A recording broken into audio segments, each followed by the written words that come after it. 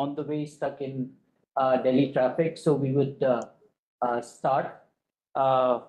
So, yeah, welcome everybody. I'm glad to see you all here in person and those who have joined online, and also those who are watching us on YouTube or will be watching us later. Um the discussion today on trying to understand the advisory opinion that International Court of Justice gave on the obligations of states in respect of climate change on 23rd July. I think it's a moment for all of us who have been engaged with the question of climate justice and the interests of developing countries from the perspective of equity and intergenerational justice, as well as historical responsibility, is a moment, I should say, has been received as a moment of jubilation. But of course, many reactions I have heard since we started communicating on this discussion. Some have, of course, have a cautious approach to this, looking at the history of what has happened to climate negotiations and the way different countries have responded to their own commitments, particularly the developed ones. But this is a very important document, and its timing is very important because it is just before the COP in Brazil in a couple of months, which is being called as the adaptation COP. So the obligations of states in respect of climate change may have echo in an impact on the proceedings of the COP. But nevertheless, this is an advisory opinion in legal terms, and which may have varied implications and varied interpretations. So in order to understand what this ruling means from the perspective of international law, what is the very technical legal interpretation of this development, as well as what it might mean for the negotiation process, we have an excellent panel of speakers with a very illustrative career and track record in international law as well as climate diplomacy. We have Professor Bharat Desai, Professor Anirudh Rajput would be joining, and we have Ms. Anuradha Arvi, Advocate Jatinder Chima from the Supreme Court would be joining us, and we also have Mr. Manjeev Puri here, Mr. Rashmi, and an old colleague, Dr. Nupur Chaudhary, is also with us. And to facilitate this discussion, we have Dr. Pradipta Ghosh, who has been in the thick of the things in terms of drafting international climate law, as well as to a great extent helping developing countries implement and that law for protecting their interest in negotiations, as well as national climate policy formulation. So in a way, this is going to be a crash course in international environmental law and its application today. We have a structure of, we will start with a quick presentation summarizing what is there in the advisory opinion document, and followed by initial statements by all our speakers and conversations. And of course, there would be time for question answer. Those who are joining online, please write your questions and comments using the chat option. So without further ado, let me welcome you all once again and invite my colleague Sanjana Kulkarni, a young lawyer, to give us a gist of what the advisory opinion say. Sanjana, over to you.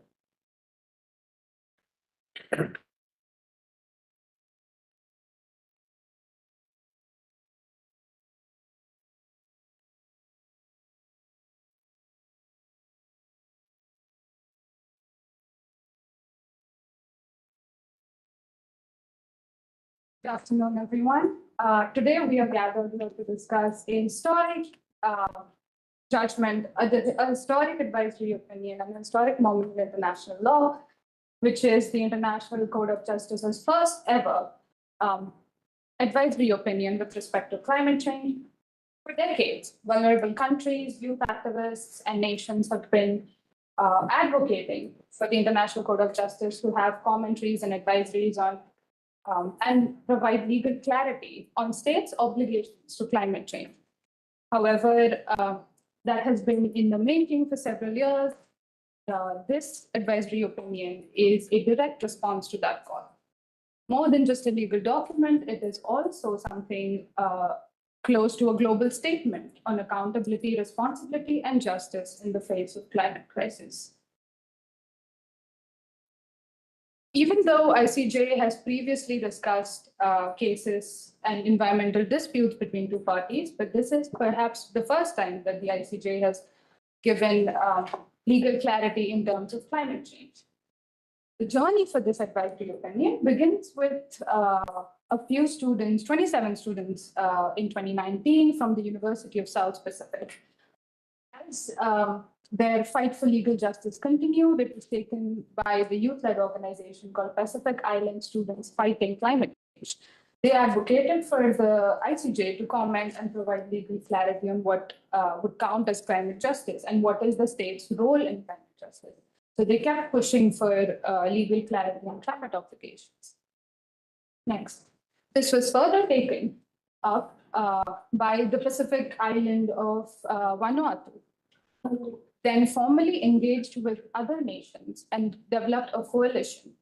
And through this coalition, lobbied at the UNGA for this matter to be taken up as a resolution so that the UNGA can formally request the ICJ for an advisory opinion. So over the course of the last few years, we've seen this light up a spark in Fiji and then moving on towards the UNGA unanimously adopting a resolution to request a formal opinion from the ICJ on the state's climate obligations, as well as what are the consequences of that obligation not being followed. And this is the timeline of the procedure. So once the UNGA requests ICJ for the opinion, the procedure moves on to written submissions, oral submissions, hearings. And then on to July 2025, we received the final advisory opinion. Now the opinion revolves around two questions. The first is, what is the obligation of the state under international law to protect the climate system, and this obligation in terms of the present generations as well as future generations? And the second question posed to the court was, what are the legal obligations of states by their acts as well as their omissions, which cause harm to the climate system? And these legal consequences are not only in respect to vulnerable states, but also to the present people, individuals of the present generation, as well as future generations. So what does state have to do in these contexts? What are the obligations of the state? Next. The legal themes that have emerged out of this discussion are on state responsibility, human rights, intergenerational equity, transboundary harm, due diligence, equity, and customary international law and international cooperation.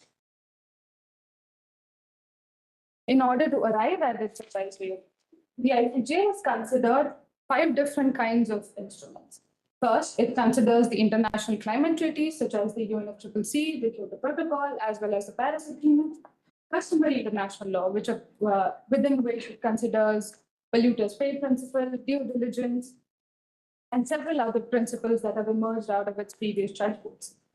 Then it takes into account general principles of international law, international human rights law, such as the International Covenant on Social and Political Justice, social and political rights, economic and social rights, and the UN Convention on the Law of the Sea.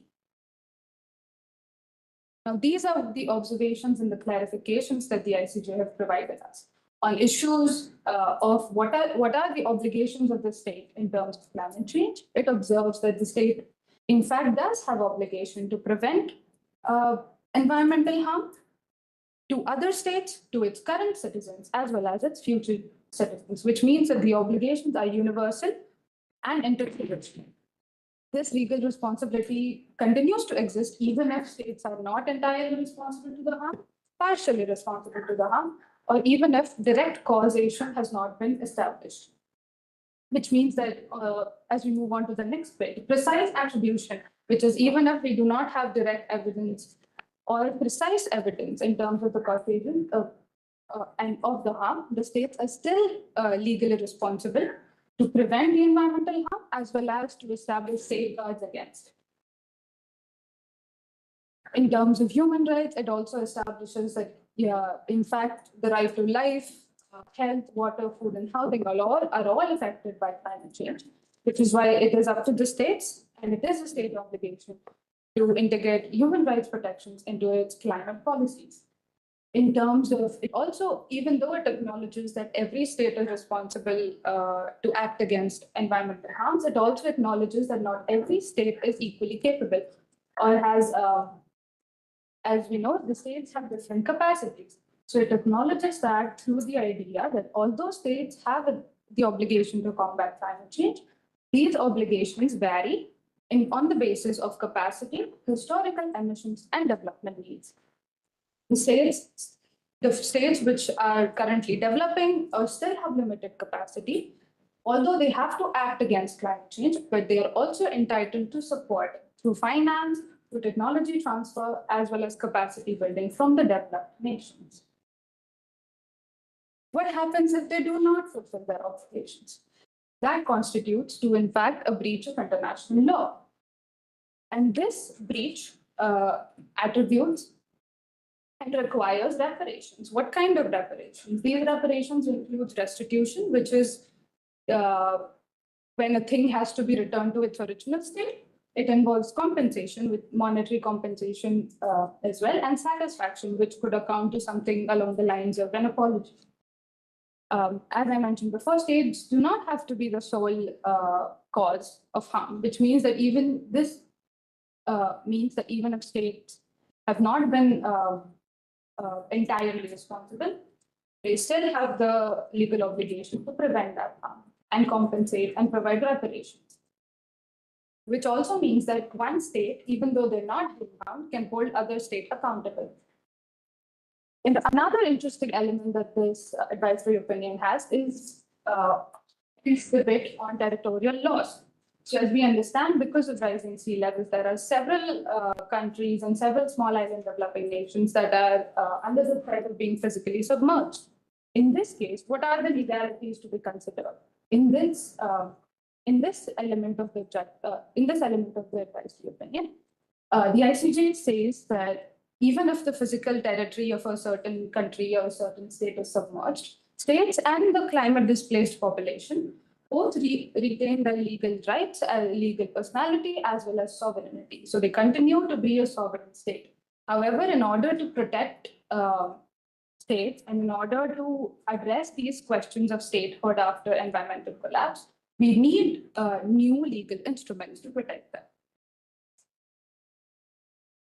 The key takeaways from this advisory opinion are that it holds the 1.5 degrees Celsius target of the Paris Agreement legally binding.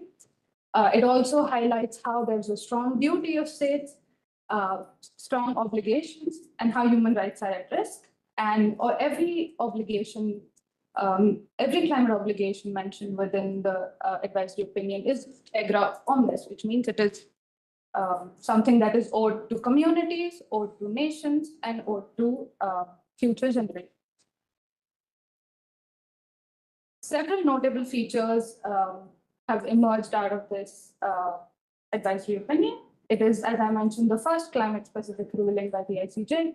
It has historic participation from 29 UN member states and 11 organizations. And it also is historic in another sense, where this advisory opinion has been unanimously adopted, which is only the 5th time in its 88 years history, and has also seen youth and small island leadership. Through the written and oral submissions, ICJ receives submissions from member states as well as organizations. So India, in its submissions, has raised certain important points. One of the important points is that it emphasizes that all of the international treaties that we have, they remain sole legal regimes, which means that that is where we must derive our legal rights from. It also stresses on the differential responsibilities. It stresses on the fact that the remaining carbon, global carbon, must be divided equally, and we must get equitable access of this. It reiterates financial needs and climate finance needs, and has also raised an interesting point that every state has a sovereign right to use its own resources, including fossil fuel resources, and has also advocated that they do not feel that there is a specific obligation under international law to address phasing out of fossil fuel subsidies, which means that because phasing out of fossil fuel subsidies does not fit within the legal regime of international law. So they do not see that as an obligation. As historic as it is, it comes with limitations and challenges. One is that because it is an advisory opinion, it is non-binding in its nature, but it holds high moral value. There is no direct enforcement mechanism, and this is open to interpretation by different states. Even though it mentions that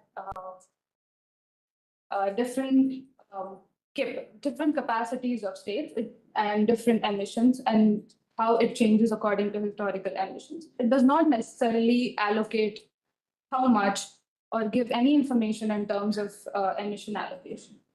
The role of private sector has also not been fully clarified, and given the current political climate, we also expect resistance to this. As we move forward, these are certain areas and certain sectors where we expect the implications of ICJ's opinion to be in terms of international trade, interpretation of international law, environment law, and how it may potentially affect the NDCs of countries. It may affect their national law. It may perhaps change how climate change and climate justice discussions are happening in international negotiations, and how climate finance commitments of developed countries might be under the purview and might be affected from this, and several other international treaties could draw from the legitimacy of this opinion. In conclusion, ICJ provides us with certain clarity that is very urgently needed, but it is also up to states, institutions, and civil societies to translate that into policies and have the implications that we need to address the climate crisis.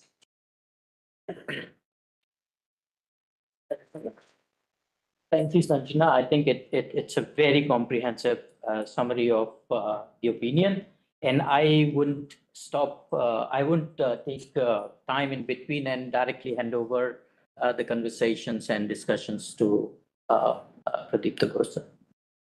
Thank you, Manish. And after this comprehensive presentation by Sanjana, there is actually nothing for me to say.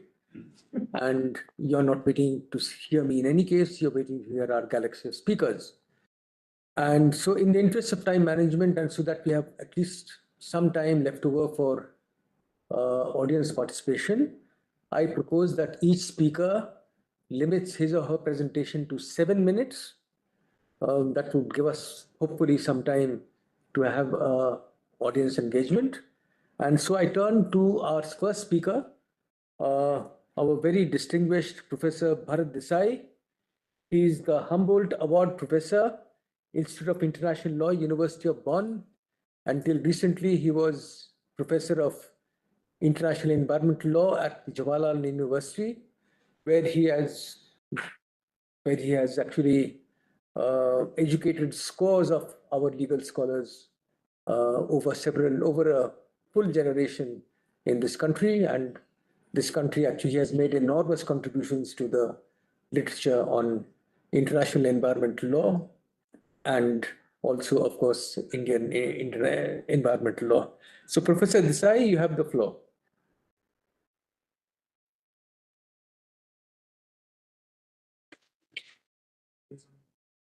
So you are not mute. You're mute. Mute. He's muted.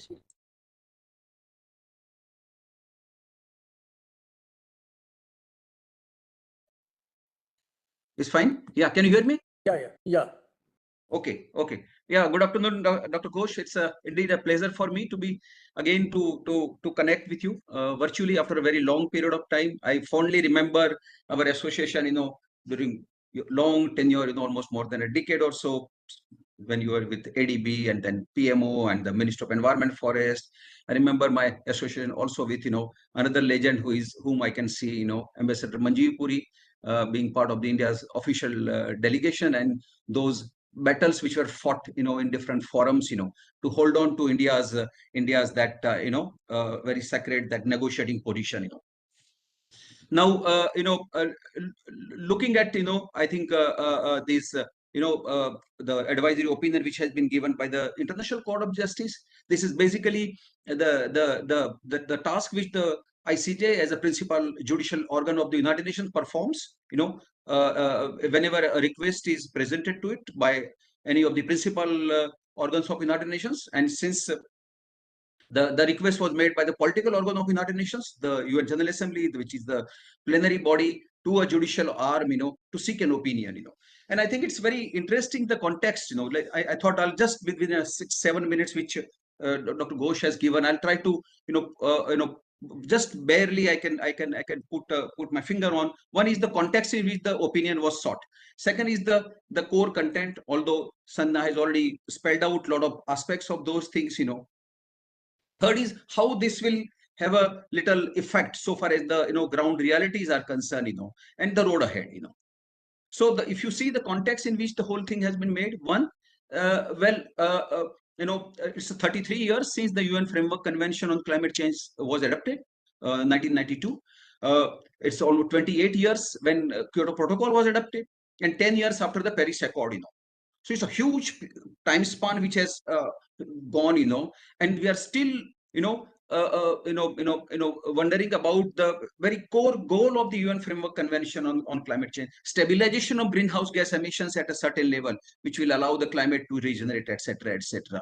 So this thing has been, it has literally become like a climate change conundrum, and there has been a general kind of a perception that the whole regime, has been floundering, basically. It's not going anywhere. The 38th Conference of Party meeting will take place in Brazil, and each year it takes. This is a very with remarkable, meticulousness which the annual conference takes place, and still some of the core issues have been there, which has been debated over last 3 decades or so, Not much headway has been made, And if you look at that core aspects where the developing countries have been trying to pin down, most of the developed countries who were expected to take the lead, the euphemism which was, and I remember having very, those discussions, on what it amounted to taking the lead, and that elusive goal, taking the lead by the developed countries has never been specified. The climate, I have been in my own report, which I had given to the Minister of Environment Forest in 2005, it was a very detailed one where I had spelled out that we needed to, take a regime wise that kind of a mechanism to try to spell out what it amounted to taking the lead. Although the International Court of Justice in its advisory opinion that in a passing mentions about taking the lead, So that part has been very, very important, around which the developing countries have been saying that, well, the responsibility is common, but at a differentiated level, You came first, you need to shoulder the responsibility. We will join you at some other. So it's a differentiated, at a staggered manner that has been already been there. And notwithstanding that, you saw that each conference of party after conference of party, the debate has been revolving around the issue of climate finance, transfer of technology, capacity building. Most of the countries have been, and you have the elusive goals which has been changed, So the context, so the here the lex specialis has been there, like the court itself mentions, the 3 instruments have been there: 1992 UNFCCC, Kyoto Protocol, and Paris Accord, So the court did not need to discover the law here. It was very much there. Court was actually asked to specify what are the obligations, and that is why it's very interesting, like what Sanda mentioned, the India's own written statement of 21st of March 2024 very explicitly mentioned And let me, in the mass passing also mention, I had the privilege of, preparing the first draft of the written statement at the request of the Ministry of External Affairs, and the India's written statement very specifically pointed out, drew the contours, the lines, that the court was expected to follow, saying that, well, the court was called upon not to spell out any new and additional obligations, so far as, so court was required to at least to elucidate what is already very much there. And it, you can see that the court has, in the last final paragraph 457, court has actually adhered to that in the dispositive, court has not crossed those things, and which is very, very, very, very, very, very interesting, So in a sense, I would say I do not have much expectation. Hindi mein kehte hain ki apeksha dukh ki jad hai, I had the hope, that the court, as a principal legal organ of United Nations, will transcend. If you look at the rich jurisprudence of the court, that the court will always dig deeper into it and come out with something. When I wear a hat on behalf of my own country, I will argue differently, like a counsel. But when I, as a scholar, I argue, I had some kind of hope, not the expectation, and your hope will only materialize when you look at the composition. I think that also I thought it would be worth, not many people have noticed, that the 15 wise men and women who sit there, who represent the principal legal systems of the world, they were expected to come out with something where the court itself mentioned the crisis is of a planetary proportion, in a very passing it mentions about that part, and yet, so you needed the solution which are of a planetary dimension, the UNFCCC says common concern of humankind, So what actually stopped the court from, pushing, the envelope, elevating this threshold, to what is called a planetary concern? As a scholar, I would have at least preferred the court had pushed the envelope, asking the states, giving them a concrete thing, which the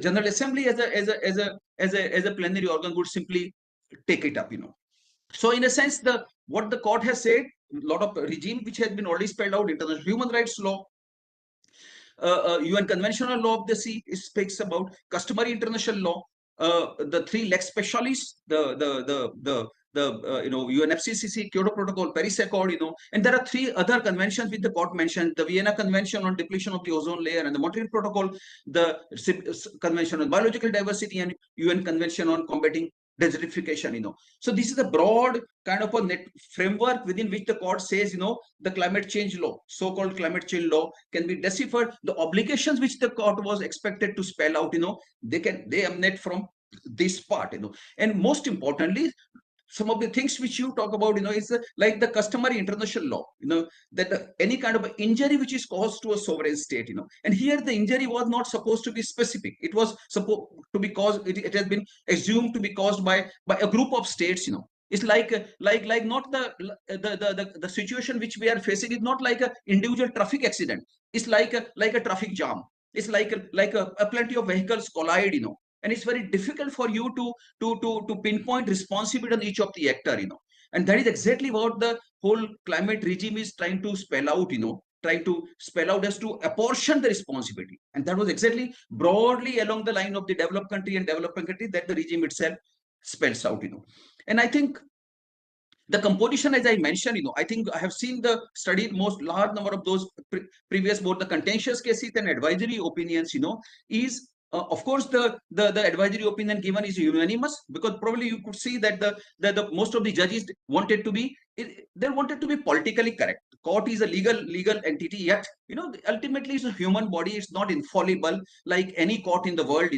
They are not infallible, although the security of the tenure has been given to the judges 9 years. 9 years are a very long period of life. I remember those controversial judge Viramantri from Sri Lanka. He said 9 years, and I wanted to make the best out of that. And yet the human tendency, the weakness is to have another 9 years and another 9 years. Some people, they want to simply be there and simply go to the other world from the bench itself, for instance. So that human temptation is very much there, for instance. And the composition of the judges also, probably not many people have noticed, that you needed very formidable kind of a body of those international lawyers. Of course, they are there out of the 15 people, but I would say, since most of the appointments are political, many of the people come with, for instance, political background, some come from the bureaucratic background.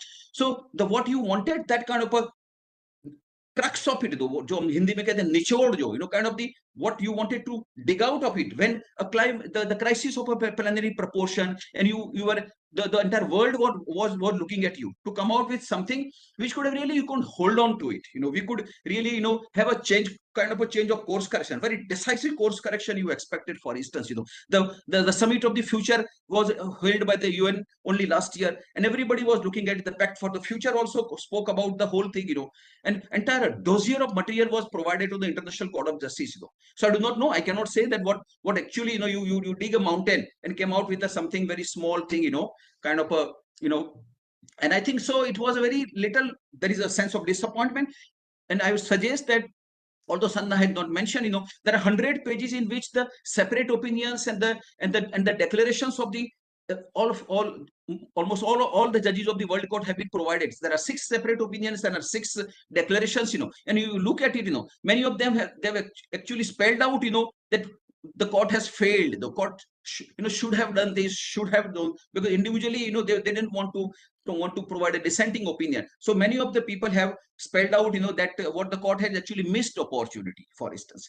Now, one of the other things which I thought, I should flag, is, because the time will not permit me, is that the court points out for the first time that the, international law, the solution which was supposed to be provided was, because it's a judicial body, was supposed to provide something under the umbrella of international law, and court said international law is inadequate, for instance, and which is a very, very, very alarming kind of a observation to make by a body which is a body of international lawyers, principal legal organ of United Nations, saying that international law is inadequate, which has rarely happened except in 1996 when the legality of threat or use of nuclear weapons case was, opinion was sought from the International Court of Justice, and the court said the current state of international law, and court said that, well, and notwithstanding that, the court said that, well, if the survival of a state is at stake, and in that extreme circumstances, whether it will be legal or illegal to use nuclear weapons. So court probably,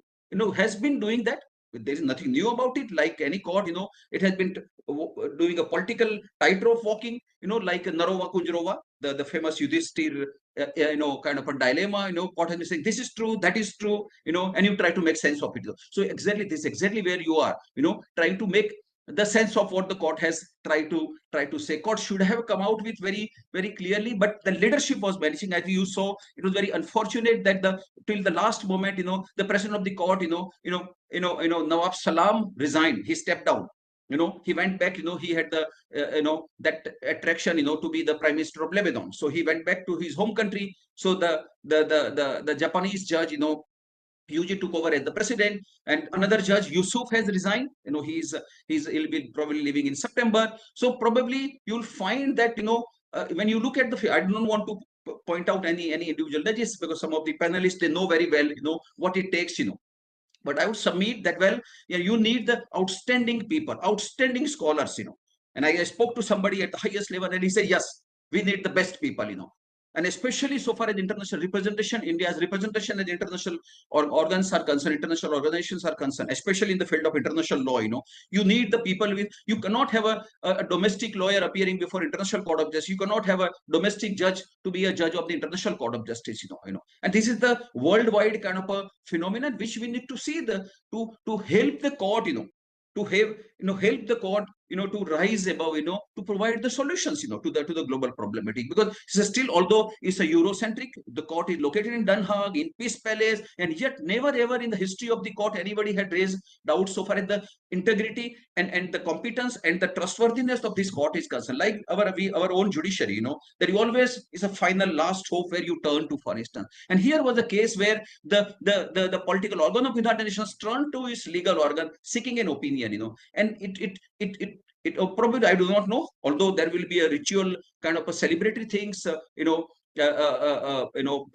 Thanksgiving, resolution will be adopted by the UN General Assembly, etc., etc. But at the end of the day, then what do you have in hand? Because now as the future roadmap, September, the 80th session of the United General Assembly will commence. It will be the 80th year of the United Nations. Is a very important landmark, and hopefully the General Assembly will take cognizance of the resolution.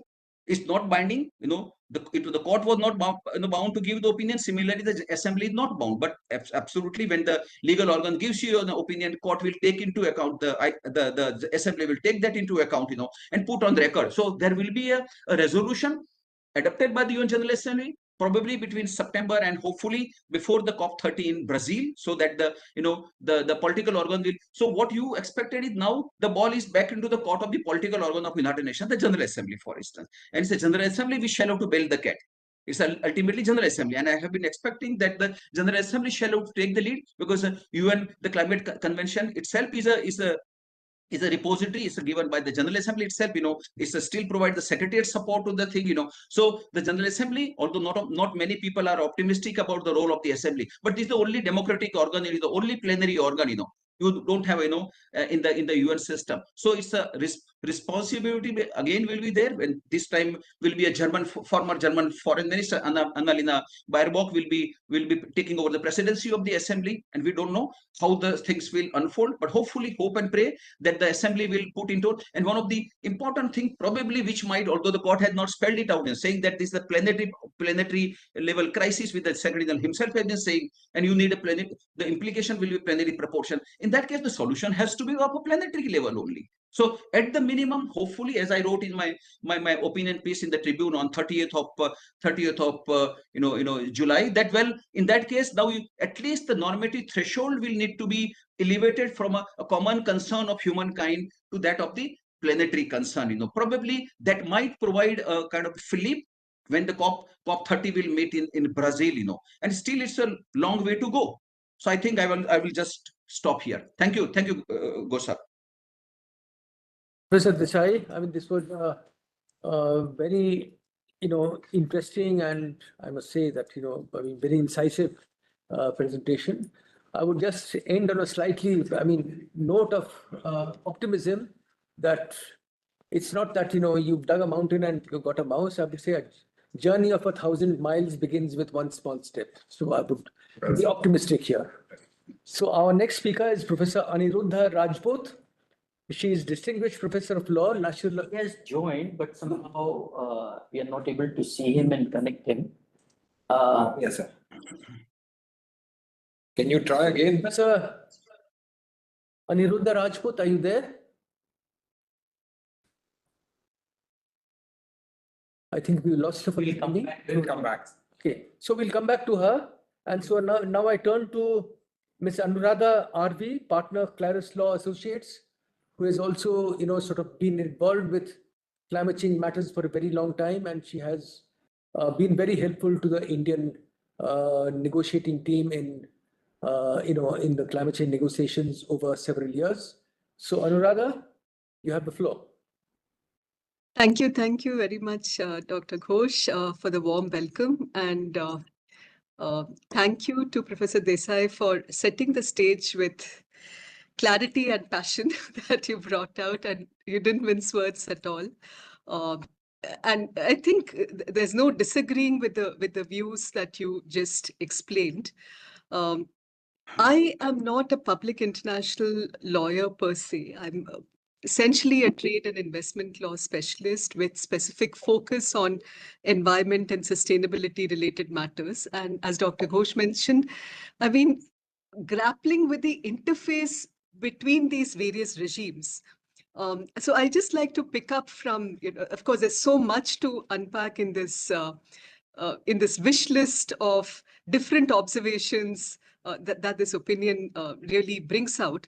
But the part that did catch my attention was, when the court rejects the idea that of the concept of lex specialis, it instead says that this is a body of law, which, as you mentioned correctly, has relevance when we look at the UN Charter, the UNFCCC, the Kyoto Protocol, the Paris Agreement, the UNCLOS, the Biodiversity Convention, the Ozone Convention, the Vienna Convention as well. And at the same time, what it says is that this list serves to determine only the applicable law, which is most directly relevant for the questions that this court is seeking to answer, and that there are other rules of international law which will also be relevant in other circumstances.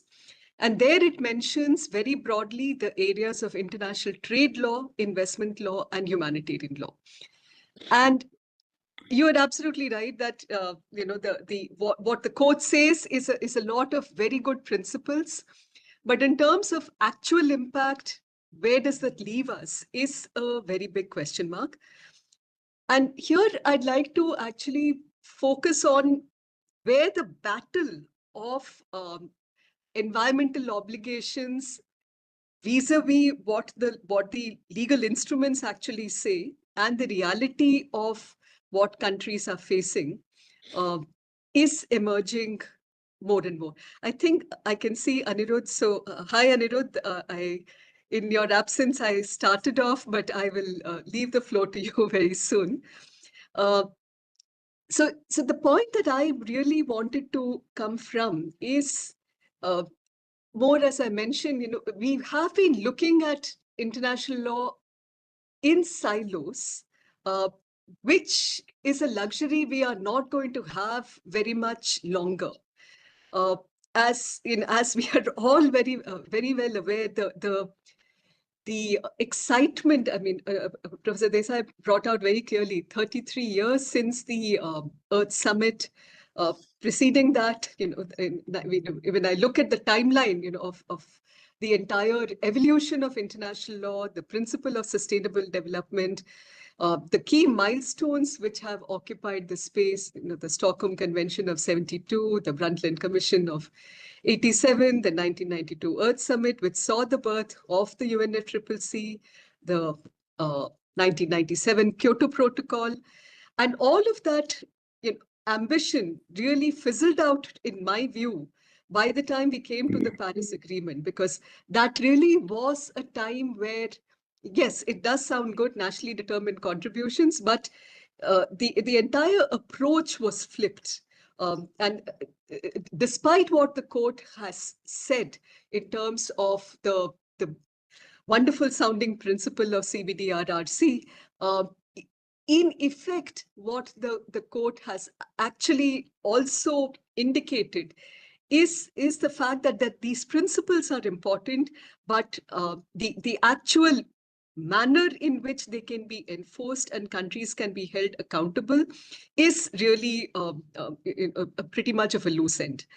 There is a lot that it says in terms of the evidence that comes out in the IPCC reports, the assessment reports, which bring out the scientific evidence relating to climate change, the importance of financial resources and technological transfer, and all of that. But when it comes to actually belling the cat in terms of where does this all lead us, it falls woefully short.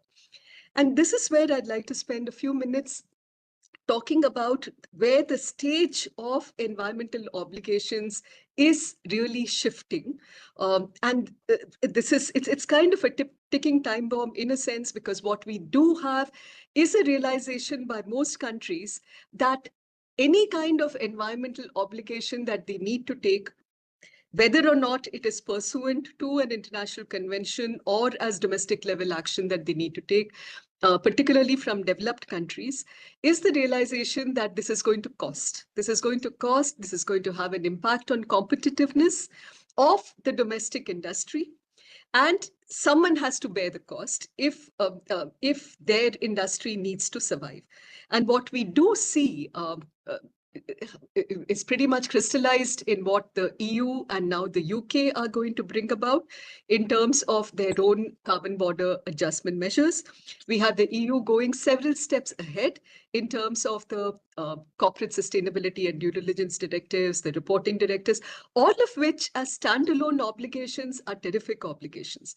But what they really seek to do is to shift the obligation for performance, for compliance, beyond what these international instruments talk about in terms of a carefully edged balance. And they effectively make any kind of entry into their markets contingent on equalizing the cost that their own domestic industry needs to bear.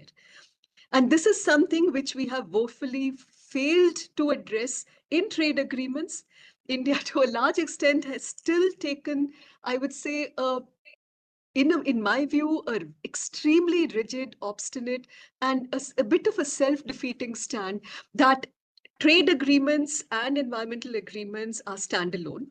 To a large extent, we see a dilution of this in the recent FTAs that we've entered into, particularly the one with UK, which does have separate chapters on environment and labor.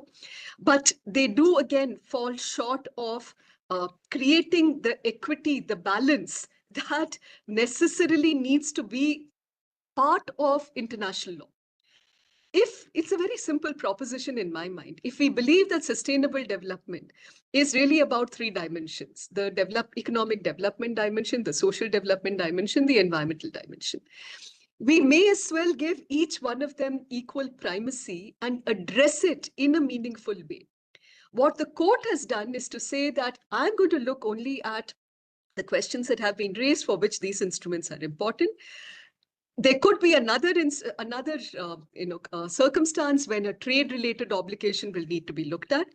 We have this development being shifted to what is called the Trade and Environmental Structured discussion at the WTO, which is again emphasizing on borrowing principles and principles relating to every country's sovereign right to undertake obligations in the name of climate change.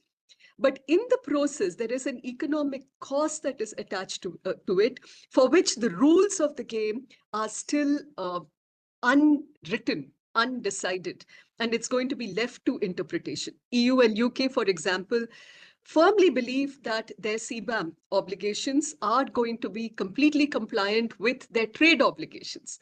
Are they going to be compliant with the UNFCCC obligations? We'll never know, because India, along with EU and UK, have not endorsed or triggered their choice for the dispute settlement mechanism under Article 14 of the UNFCCC. We could potentially go for yet another advisory opinion, but where would that leave us? Again, a big question mark. The battle for this, therefore, as Minister Goel recently mentioned when he was asked, why is it that the UK agreement fails to talk about the carbon border adjustment measure that UK wants to bring out? And his answer was, if anything harms us, we will raise it as a dispute under the trade agreement. Does the chapter on environment address this within the FTA? No, it does not. Are we engaging at the WTO to address this, to find a solution? No, we are not.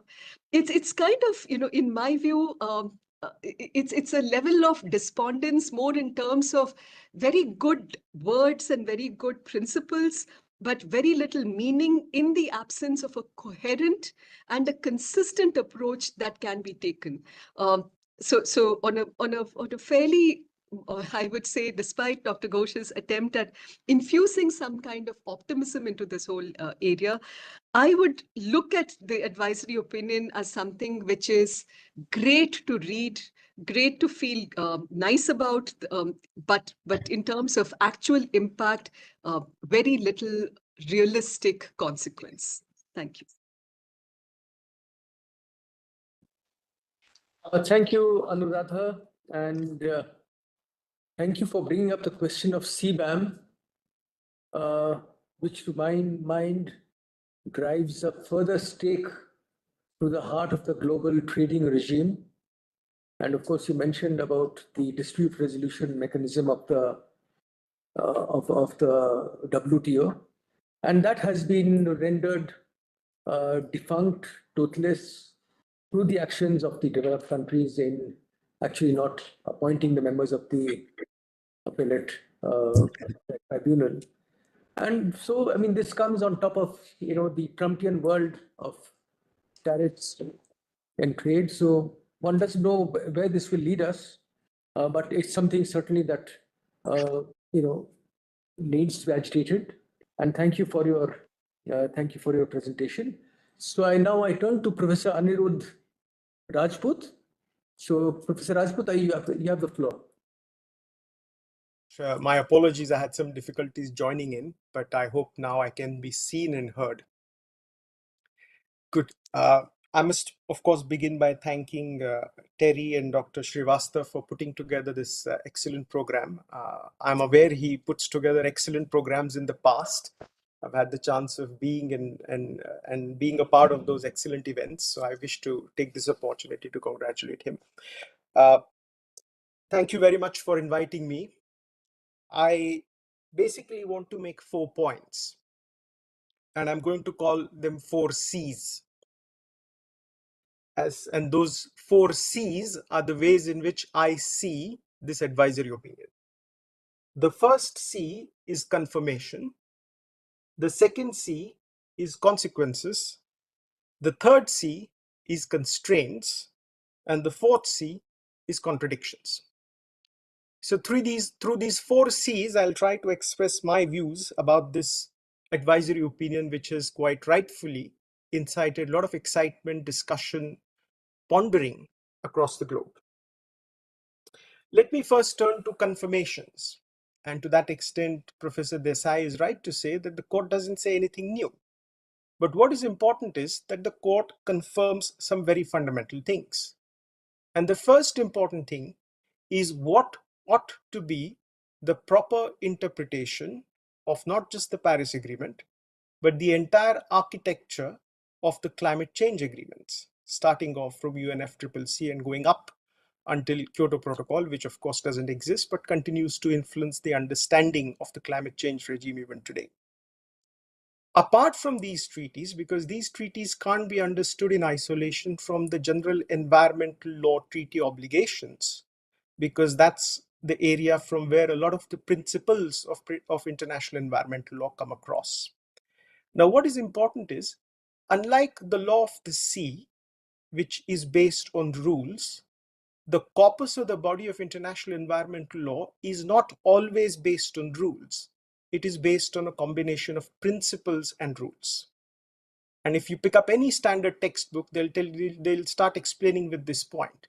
Because several of the expectations of the treaties are not framed as obligations.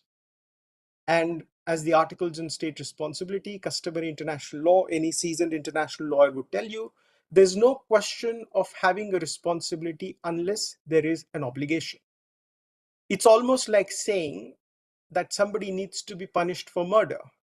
Well, but you need to define what is murder first. And then you need to also establish that this person committed the murder. You just can't simply say, well, the world is in a terrible state, so we have to punish somebody. So let's pick up somebody and lynch the person. I don't think that's necessarily what rule of law entails. And despite the challenges, I don't think that's a proper approach, because then that leads to all sort of contradictions and problems. So I think the first good point to take away and to express optimism as the chair expected of us is that this advisory opinion confirms some very important and fundamental ideas in relation to the climate change agreements, in relation to the international environmental law treaties, and their relationship with the general framework of public international law. I think a very positive thing is the manner of interpretation of NDCs. The court very clearly says that these have to be progressive. So it's not up to the absolute discretion of states to decide how to frame and how to comply with them. NDCs have to be directed towards the goal of bringing down the global temperatures. So there's a clear alignment, there's specificity as to the manner in which states are expected to proceed. An important aspect in relation to that, when the court is discussing the material scope of its advisory opinion, the court is saying that it is not just the states, it is even the non-state actors. To the extent that they are bound by a certain obligation, they have to comply by those obligations. There are, of course, and I think the most important thing which the scientific community should be delighted with is normally the court is reluctant to rely on scientific material. But the court has extensively relied on IPCC, which is a very positive sign indeed to indicate that the court is taking into account the scientific developments seriously. Yes, one might say, well, these are things which all international environmental lawyers already knew. So what's the new thing that the court is telling us? Well, it's the principal judicial organ of the United Nations. When it says something that solidifies what the court is trying to say. And that takes me to my second C, from my first C of confirmations, that is the second C of consequences. Now, what are the consequences and implications? Of course, an advisory opinion is not binding, but it tends to have a certain soft effect on activities around the world. What is happening around the world today is several national jurisdictions and regional courts, wherever they have jurisdictions, are posed with environmental law issues. And what comes to mind are the Dutch courts. In Dutch courts, in Urgenda, an individual brought a proceeding against his own state, saying that the state of Netherlands is not doing enough to comply with its obligations under the Paris Agreement.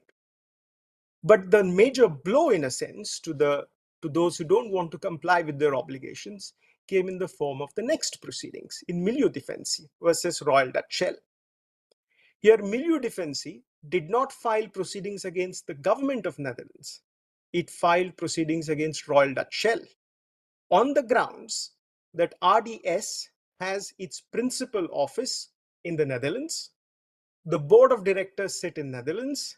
They take decisions in Netherlands. They have to tell the court whether and how far have they complied with their obligations under the Paris Agreement. In fact, there's some observations which, as an international lawyer, I find myself a bit uncomfortable because they're not necessarily correct. That is, the court says that the obligations of business and human rights are binding. Well, they are not binding. They're soft law obligations. In any event, they can't be binding because they simply say comply with your obligations under public international law. There's nothing binding about it. It's just a reaffirmation of what it is. But what happens is that when the International Court of Justice expresses an advisory opinion confirming some of the principles, it tends to have that effect in national courts, in the proceedings before national courts. Secondly, when it comes to international diplomacy, it strengthens the hands of those who are conducting the diplomacy in a certain way. In relation to consequences, I think one more conceptual point, but nevertheless of great practical significance, which Anuradha briefly referred to, was of the nature of climate change obligations or the nature of international environmental law obligations. And if we look at it strictly from the international law perspective, the court is very much taking the view that these are not necessarily lex specialis to the extent that they exclude the operation of the rest of international law. So environmental law obligations have to function within the broader framework of public international law. And one of the areas which in a sense catapults or gives a thrust to the existing obligations are the obligations arising out of international human rights law. There has been an effort made for a long time to connect international human rights law and international environmental law so that the obligations under international human rights law could be prepped up, could be further strengthened. What we do see is, in fact, on the Torres Straits complaint, which went to the Human Rights Committee, there was some discussion on it. They did hold, of course, they are interrelated. Some national courts are still struggling whether they are interrelated or not interrelated.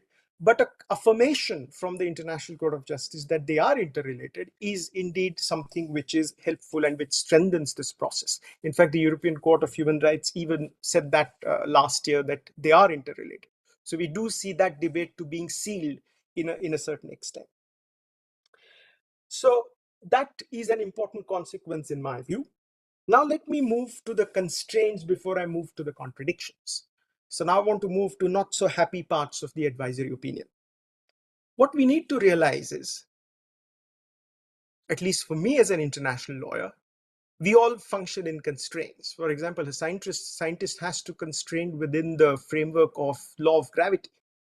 You can't have a hypothesis saying that I'm going to make an experiment where gravity does not exist as a basic rule. You have to accept that gravity is the basic rule and then you develop your theories. Likewise, as an international lawyer, often we international lawyers tend to forget that we function within certain constraints. We have a lot of aspirations. Of course, we all should have aspirations, but we should always know how much can the law deliver. Is the law capable of delivering what we are asking from it? And that makes me ask the question, are we asking the right questions to the right institutions? Because if we ask right question to the wrong institution, then we will get an answer which that institution can give. Because a lot of these problems which are arising at the moment, and the manner in which environmental law has to be protected, climate change has to be tackled, they need political decisions. There's a framework within which a court is expected to function. I gave a rather radical example of a murder. The court cannot invent a murder. Even if you go under common law, where common law courts are given the right to invent the law, they still have to invent the law within a certain framework. Otherwise, it will be simply like the whims and caprice of those 15 men and women sitting there. And I don't think any state would ever be happy with any such activity. In fact, if the courts start giving opinions, decisions based on their wishes, I think the court will have to be shut down. And I'm very sure the states would shut down the court very fast. That's not the idea. Therefore, we need to understand what is the reason for which these courts are created. These courts and tribunals are created to interpret and apply the law. They're not the places to create the law. The place to create the law is different. Of course, I understand it's very heart-wrenching. We were expecting something out of this and nothing came out. Well, then we're probably going to the wrong institution, because the institutions which ought to be doing what they ought to be doing are not doing it. So that's not something that the International Court of Justice should be suffering a flank for. So in terms of the constraints, we need to realize an international court and tribunal has to function within its constraint. And I'm quite pleased in a sense that the court has avoided the temptation of trying to look like a savior of the world and create a bigger mess. Because the worst thing is, I remember what Dick Cheney said after the 9/11 crisis: it's better to do something than do nothing. And what he did is, we all know the Middle East is in crisis. So these are serious issues where a lot of circumspection, constraint, and watchful movement is necessary. But that takes me to my last point. The last C that I was going to speak about was the contradiction. And that's where I want to speak about where the court seems to have lacked in terms of its legal interpretation and legal conclusions. The first thing which I find a bit disappointing is the handling of the CBDR, the common but differentiated responsibility. CBDR has been the clarion call for the global south, for all the developing countries. They've been insisting time and again that international law is essentially bound up by CBDR. That is, based on our abilities, based on differential responsibilities, that the responsibility and the burden should be borne by those who have caused more damage to the environment and those who have greater abilities to tackle this. There have been efforts made in scholarship, including some eminent scholars writing books with Oxford University Press, arguing that CBDR is a rule of customary international law. Looking at the existing state practice, looking at the statements of states, I wouldn't have doubted that CBDR is a rule of customary international law, not simply because it is suitable for developing countries. But what we see is that the court, if not outrightly rejecting the principle that it is not customary international law, but almost hinting towards it to the extent that it is not a rule of customary international law. Because what the court is saying is that CBDR is not a norm either in treaties or in practice amongst the states, full stop, without making an observation that CBDR is not a rule of customary international law. But then they say CBDR is, of course, helpful and important to interpret the treaty and customary international law because it exists in the Paris Agreement. Well, we all know it exists in the Paris Agreement and in UNFCCC and in several other environmental law treaties. So I think from somebody who comes from the developing world, somebody who comes from the global south, I find it most disappointing that the court should have either gone ahead and said it is a rule of customary international law, or should have simply not said anything, trying to limit the positioning of CBDR principle within the international legal framework. Of course, the judges decide on their orientation. They come from different nationalities, but they're expected to be independent, and I'm very sure they're independent. But as somebody who comes from the third world, I would say that is a bit of a disappointment when it comes to the manner of handling and the manner of description of the legal value of the CBDR. There's another contradiction which I want to pick up, which Anuradha very rightly pointed out, about the obligations that the EU is imposing. And what is happening is EU particularly is using environmental law obligations as disguised trade barriers. So it is trying to use environmental law and climate change legislations to cut off the competitive advantage which rest of the developing world has, particularly the global south. And when I say global south, I just don't mean India, because there are, if not of the same size, but of a similarly large size, are large countries like Philippines, Indonesia, Vietnam. All these countries are also in a very similar situation. They have a competitive advantage, which they never had 50 years back. That's the very reason why WTO was created, so that the competitive advantage which the Western world had would be trapped. But as the things have changed, we do see that as our part of the world, as the global south is becoming stronger, as their competitive value is becoming stronger, European Union and rest of the Western world is using environmental law obligations as a mechanism to chop off the benefit that we are having because of our competitive advantage. And in this scenario, environmental law, climate change is being effectively used as a tool in order to negate the competitive advantage which we are going to have. And therefore, what I see is there is an inherent contradiction in the way in which we look at climate change and we look at environmental law. If we look at the Indian Supreme Court has produced the most extensive, the most expansive environment protective standards. It has always interpreted polluter pays principle quite liberally, and that's probably the reason why the Indian judge on the International Court of Justice refers to the desire of having something like the polluter pays principle. The polluter pays principle is not accepted in public international law for good reasons, and India would definitely oppose it. And that's where the contradiction is. Because of the possibility of environment protection, or not just the possibility, because of the practice of using environment protection as a tool in other areas, particularly in trade, there is a contradiction where we see a lot of enthusiasm, pro-environment, pro-climate change activities when we look inside within the country. But when a state starts looking outside and dealing internationally, there is a bit of reluctance. This contradiction is not just true for us as India, it's true for most of the global south. And that raises some amount of concerns. Of course, yes, we are facing the International Court of Justice has probably not delivered to the desire of those who were expecting a lot more. But we need to realize we work within constraints. These institutions, we may have disagreements about those who sit there, but the world is never an ideal world. Except probably one might say when I'm sitting there, then it's an ideal world.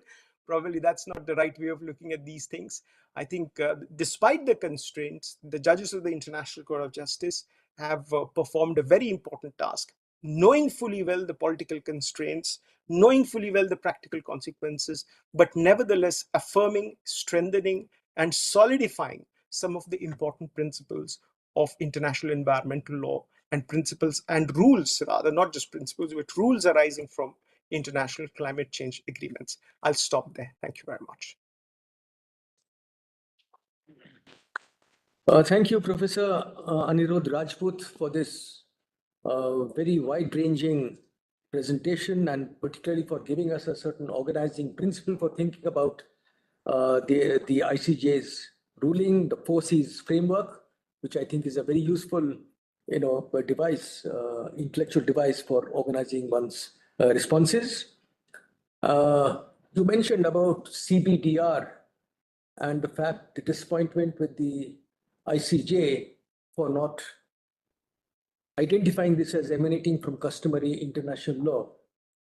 And in fact, if we see the history of the climate change negotiations, there has been concerted attempt by the developed countries to whittle down its scope, right from the UNFCCC up to the Paris Agreement. Now, one can always argue that, okay, maybe CBDR does not derive from customary international law, but it certainly derives from a much more fundamental moral principle, and that is of the law of proportionality, the principle of proportionality. So, I think, but the whole issue of CBDR is something that needs to be reiterated. it's a matter of common sense and not merely, that of customary international law. He also mentioned that it is salutary that the ICJ has refrained from imposing its whims and wishes and has only sought to apply the law.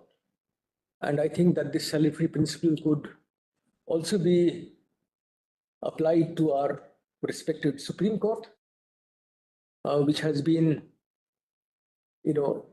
proactive in many areas, but which, of course, as a former policymaker, I would be inclined to view that maybe they have overstepped their jurisdiction in making a law. But anyway, that's a controversial area. And I would now turn to Advocate Jatinder Chima, who's advocate of the Supreme Court of India, to kindly give us the benefit of his views. Do I have to switch on anything? It's on. Okay, great, thank you. So I thank you for the invitation. So to sort of carry on with the thought that you have just mentioned, I just want to read one paragraph, and I think there seems to be this understanding that this is not entrenched in customary international law.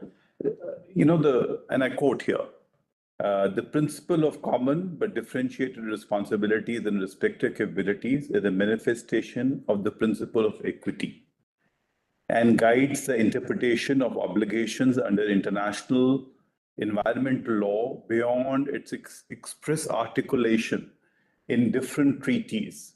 The principle of common but differentiated responsibilities and respective capabilities does not establish new obligations, but is relevant for the interpretation of treaties and determination of rules of customary law relating to environment.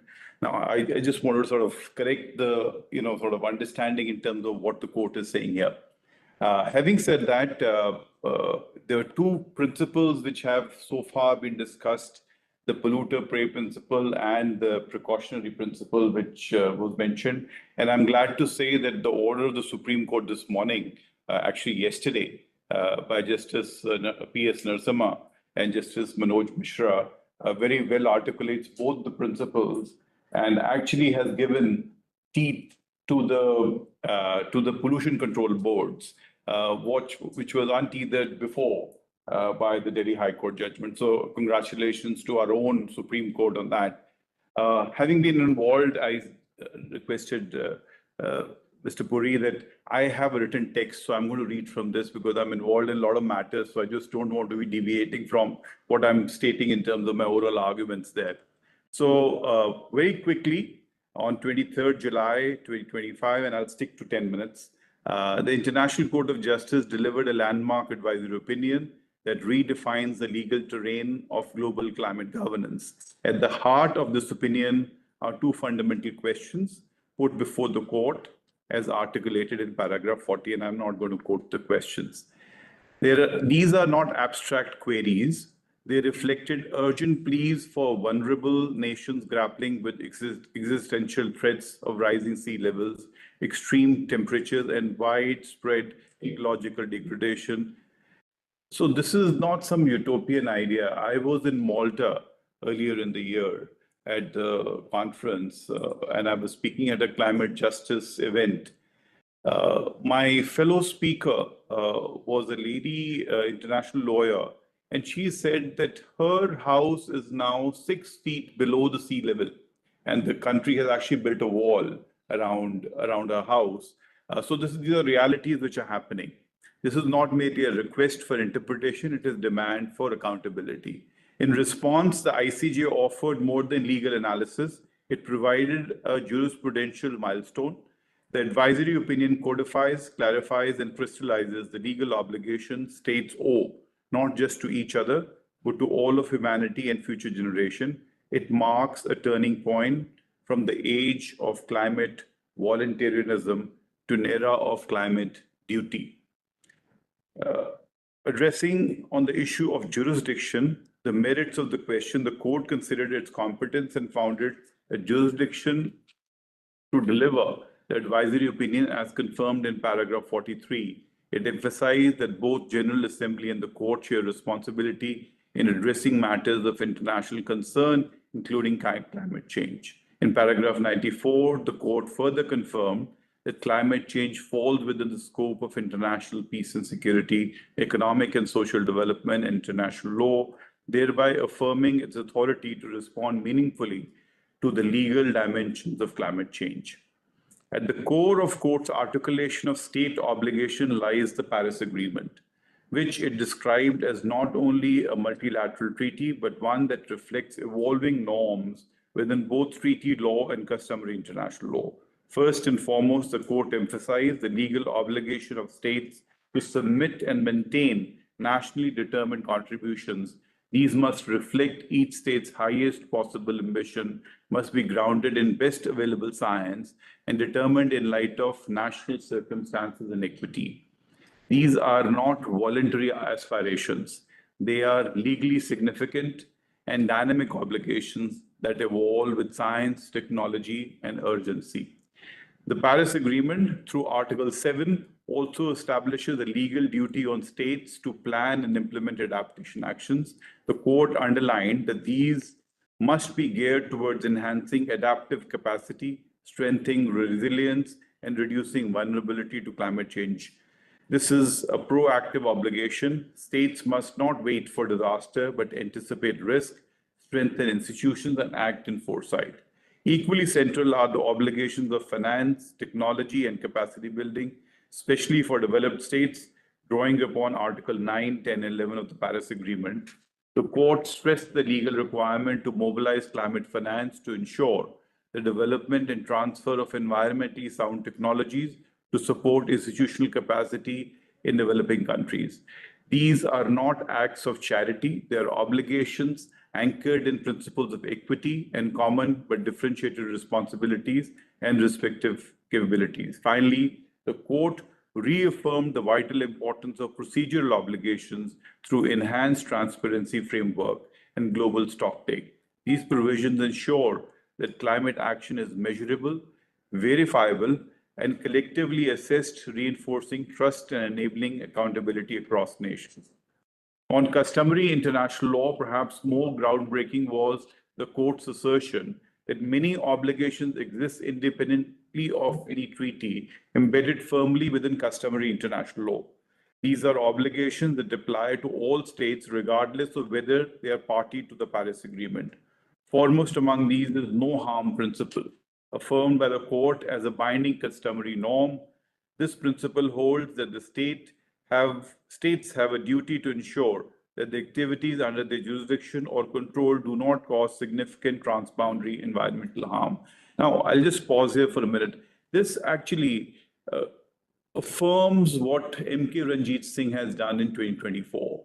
Both the vertical as well as the horizontal adverse effect of climate change is what the court is reading here in its opinion. Closely related in the obligation of due diligence, the requirement for states to take all appropriate legislative, administrative, and other measures to prevent environmental harm. This implies the duty of conduct that is proportionate, responsive to risk, based on evolving scientific knowledge.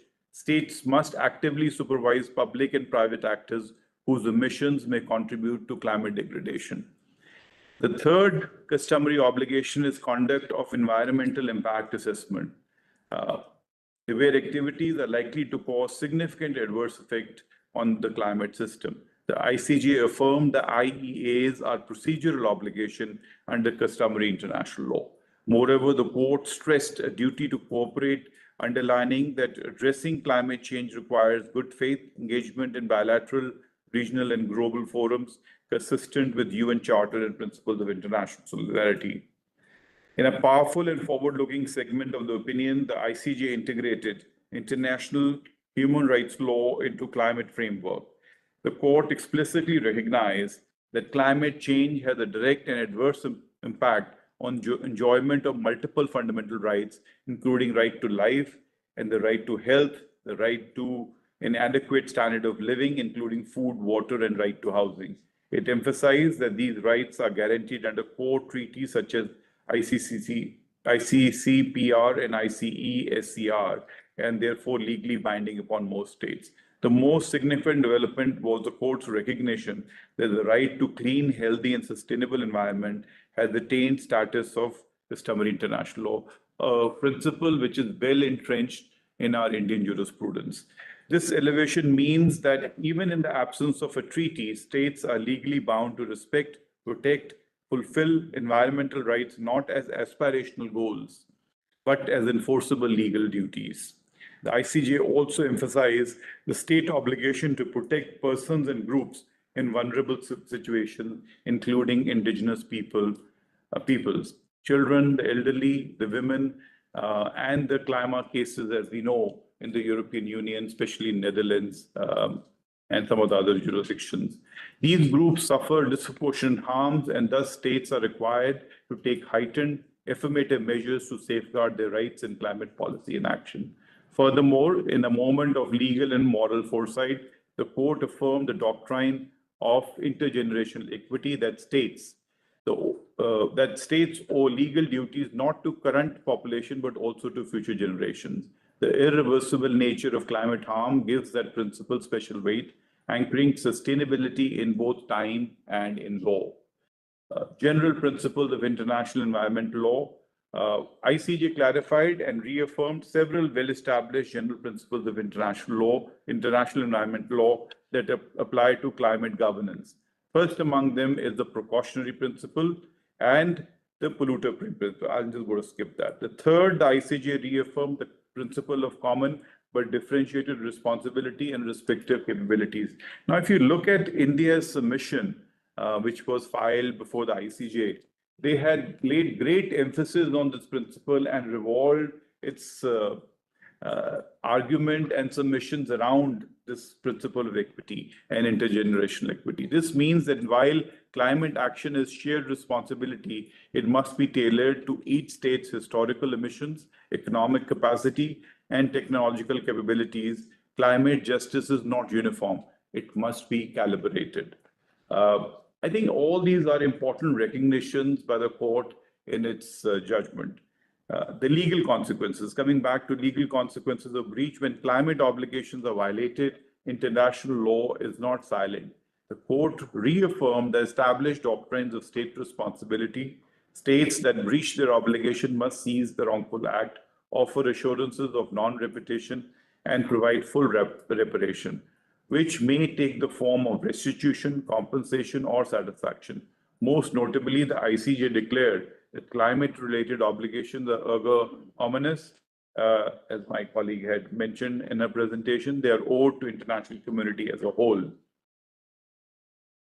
The court concluded that states, and I quote, states have specific obligations in international law to take all necessary measures to ensure the protection of climate system, including through mitigation and adaptation actions, consistent with best available science and in line with the objective of limiting global warming to 1.5 degree above pre-industrial levels, unquote.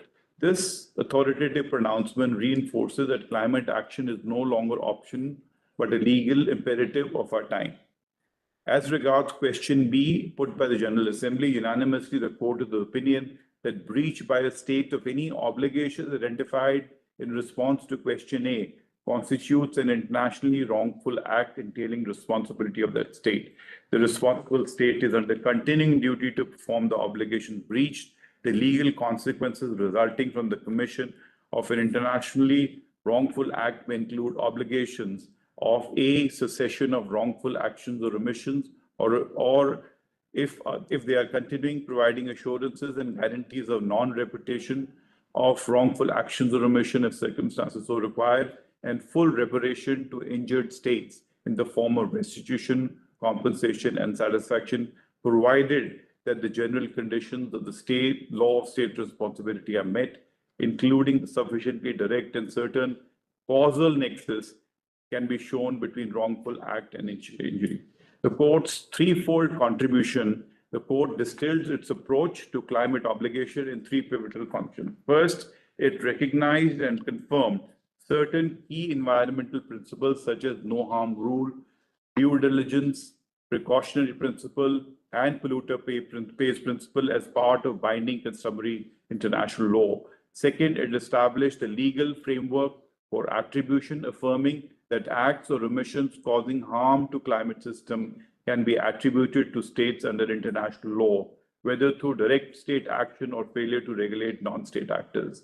Third, the court concluded that the breach of these obligations constitutes an internationally wrongful act, thereby engaging full range of legal consequences under the law of state responsibility. Therefore, in conclusion, the advisory opinion is not just a legal document, it's a reflection of collective ethical and legal conscience. It is a mirror held up to the world, showing us where we stand and the roadmap forward.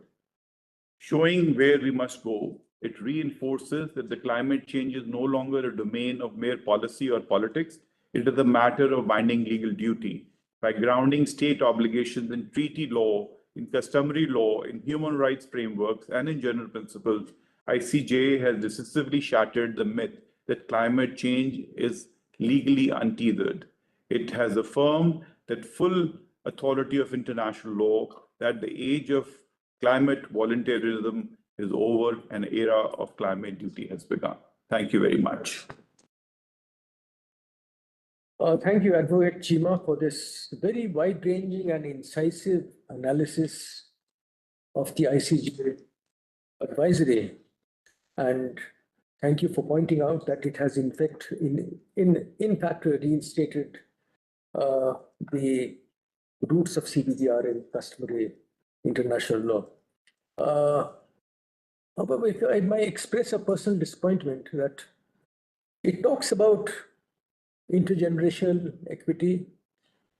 Somewhere I think it mentions intergenerational equity. And these have been very hardy nettles in the climate change negotiation.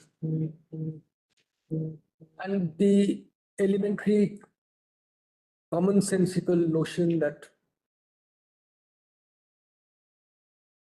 all humans similarly placed are to be treated equally. Somehow the international negotiating company has never been able to come to grips with it because of very deeply entrenched economic and strategic interests. And one would have hoped that instead of leaving it at reiterating CBDR, that it took the next further step of fleshing out at least some aspects of some principles by which these two hardy nettles would have been addressed. Maybe, well, as I said, that a journey of 1,000 steps begins with one small step, and maybe in the next steps, the ICJ will take this up, and maybe the ICJ ruling will prompt the negotiators to try and address this question. But I'm not very hopeful that the negotiators will be allowed to proceed. So now we have two partners in crime, long-standing, tough, hard-knuckled climate change negotiators on behalf of India, with many years of experience between them. So first I turn to Ambassador Manjeev Puri. So Manjeev, you have the floor. Thank you very much, sir. And these are two of your shagids. So, Jitendra, thank you very much. I liked what you said in the end. And look, I'm very happy here, Manish, and to say thank you to you and to your colleague. And Bharat, great to see you here. To see that, you've all of us who somehow or the other an association with climate change, there's a good feeling. It may not be what we want, that's fine, but at least there is something to it. Now you have not just the UN General Assembly, which formed the UNFCCC, etc. You have another organ, a so-called independent organ of the United Nations, also affirming that A, climate change is real, B, you have obligations, and C, please do something about it, and that you have rights and obligations to that. That's good, without any doubt. The politics of it, let's be very crystal clear. And I won't go into the individuals who Bharat mentioned, they're all friends of mine. And I know exactly what these fellows are doing and so on, but doesn't matter. That's how they got to where they did. Bharat doesn't matter. Do you know what's happening in the United States? You want to know the realities of life? And I'll come to my fears of this judgment. In the United States, the EPA, which is the regulatory body, is going to resign their famous 2009 finding that greenhouse gases cause health damages, which is why the US was taking action. They say that whole damn thing is fraudulent. Okay. So the world's largest player, not just the largest contributor to GHGs, but one of the largest even today, is going to take this kind of action. So we should understand what this ICJ means. And that's exactly what will happen in the world.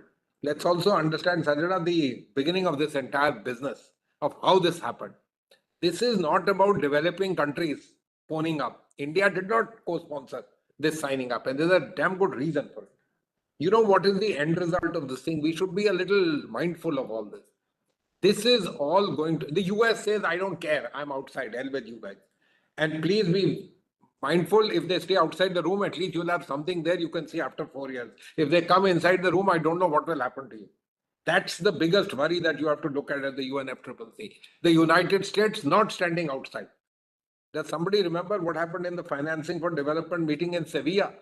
They moved 1,100 amendments, including one which says this word SDG should be thrown out of the window. This is the reality of the power game. This is the power of argument. International law is about the power game of nations. That's what it is. Let's understand this. And this ICJ has affirmed it in that famous case dealing with disarmament. When it said, "Arey bhai, ye nahi kar sakte." Khadam hui baat. That's what these guys are all about. My fear is a little different. What has happened in this entire business of taking it there? The Americans say we stand out. We have nothing to do with it. The Europeans are thrilled to bits. Now we are not the only guys who are it. India, China, of course, should be it.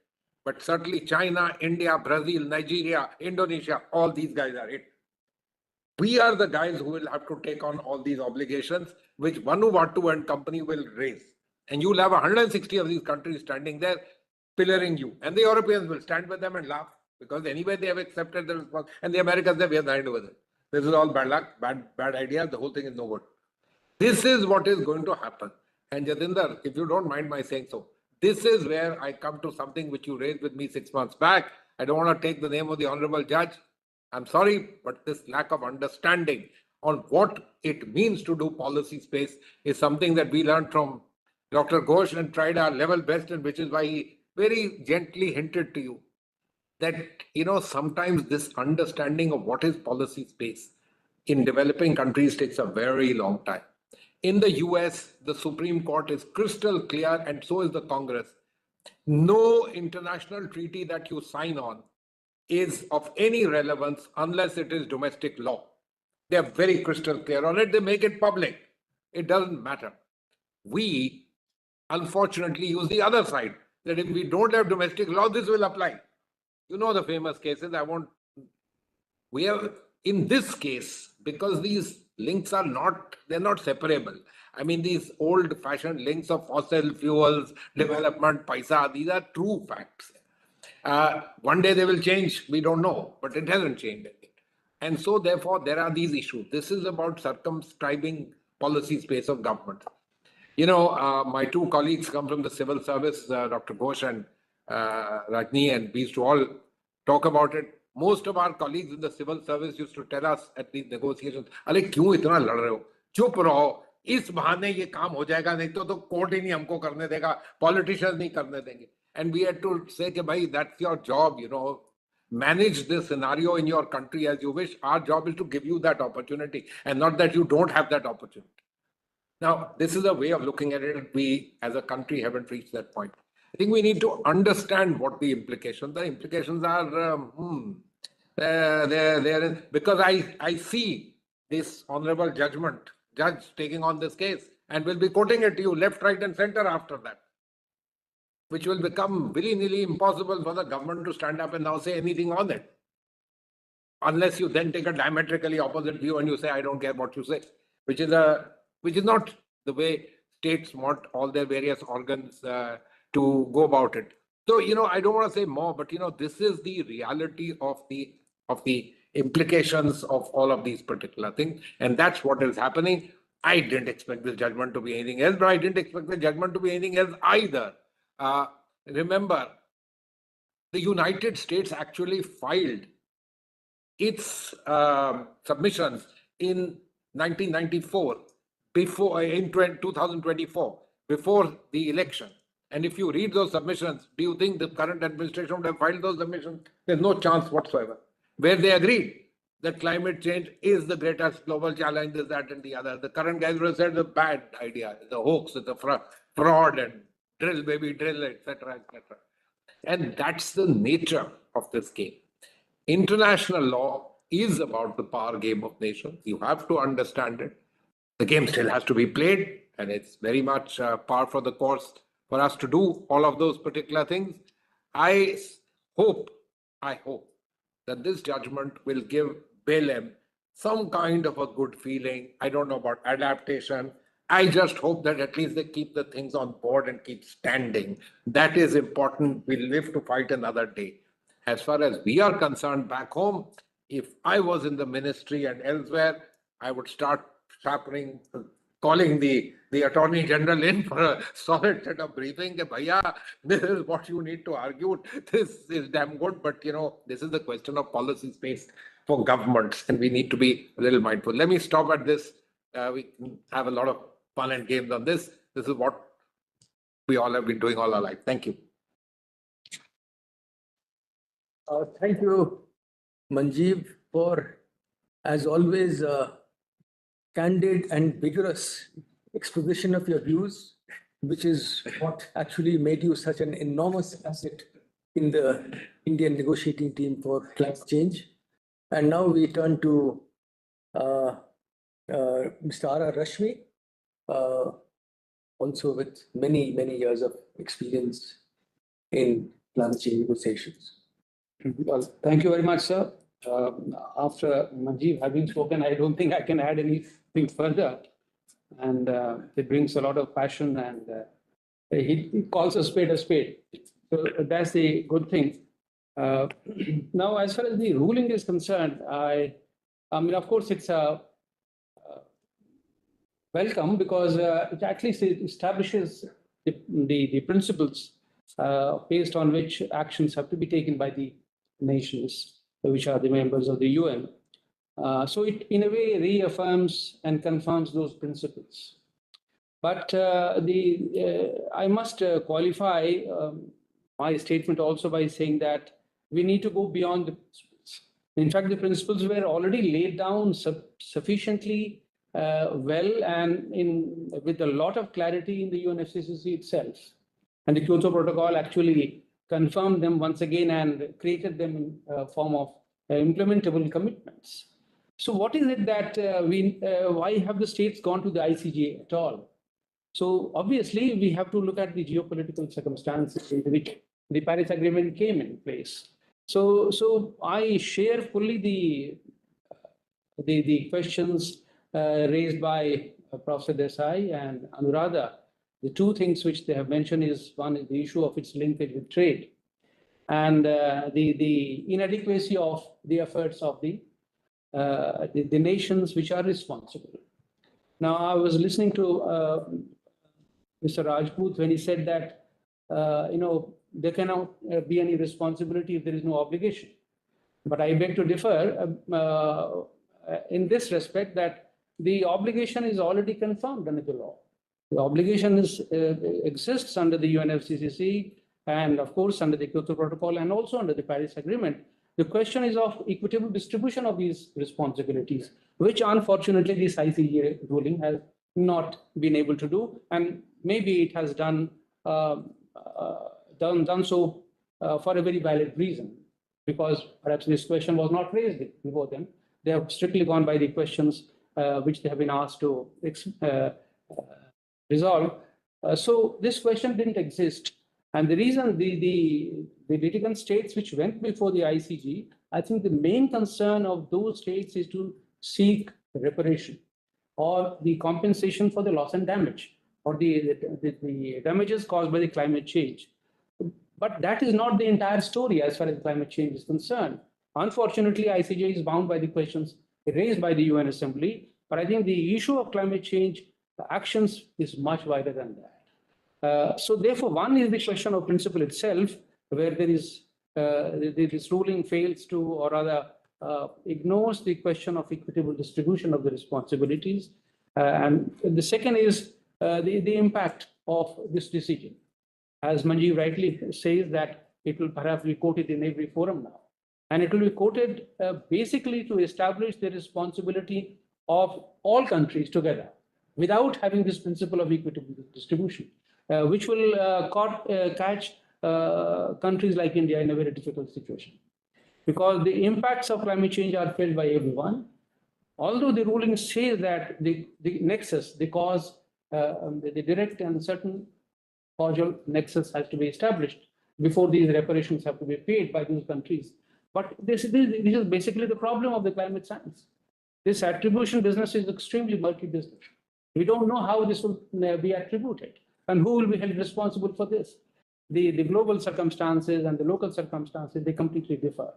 So this is another area which, in the absence of scientific principles defining this nexus, what will happen is that the countries will be free to interpret these decisions in their own light of their national circumstances, and maybe come up with their own actions or unilateral actions, which the climate treaty obviously prohibits completely. But it is happening all over the world, which Anuradha was pointing out. Now, there is a danger, a palpable danger that the CBAM, which will not remain limited only as a EU measure, it will perhaps be replicated everywhere. And this ICJ ruling perhaps gives a handle to every single country to do so. So this is a scary situation, I would say. We don't hold the ICJ responsible for that, but ICJ has confirmed the Paris arrangements, which have actually whittled down the principle of equity, and therefore we are now in a situation where unilateral actions will come to the fore in much larger measure with much greater ferocity, I would say, and this is happening. Now this is happening because of the unfair and the linkages between environment and trade and other things.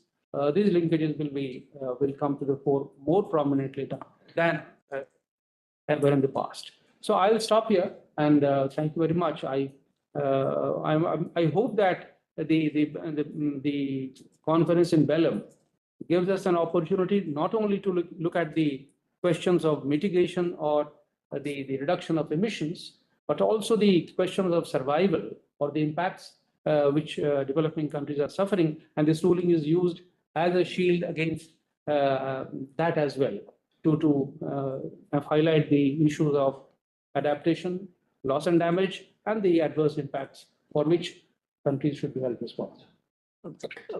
May I? Yeah, just a moment.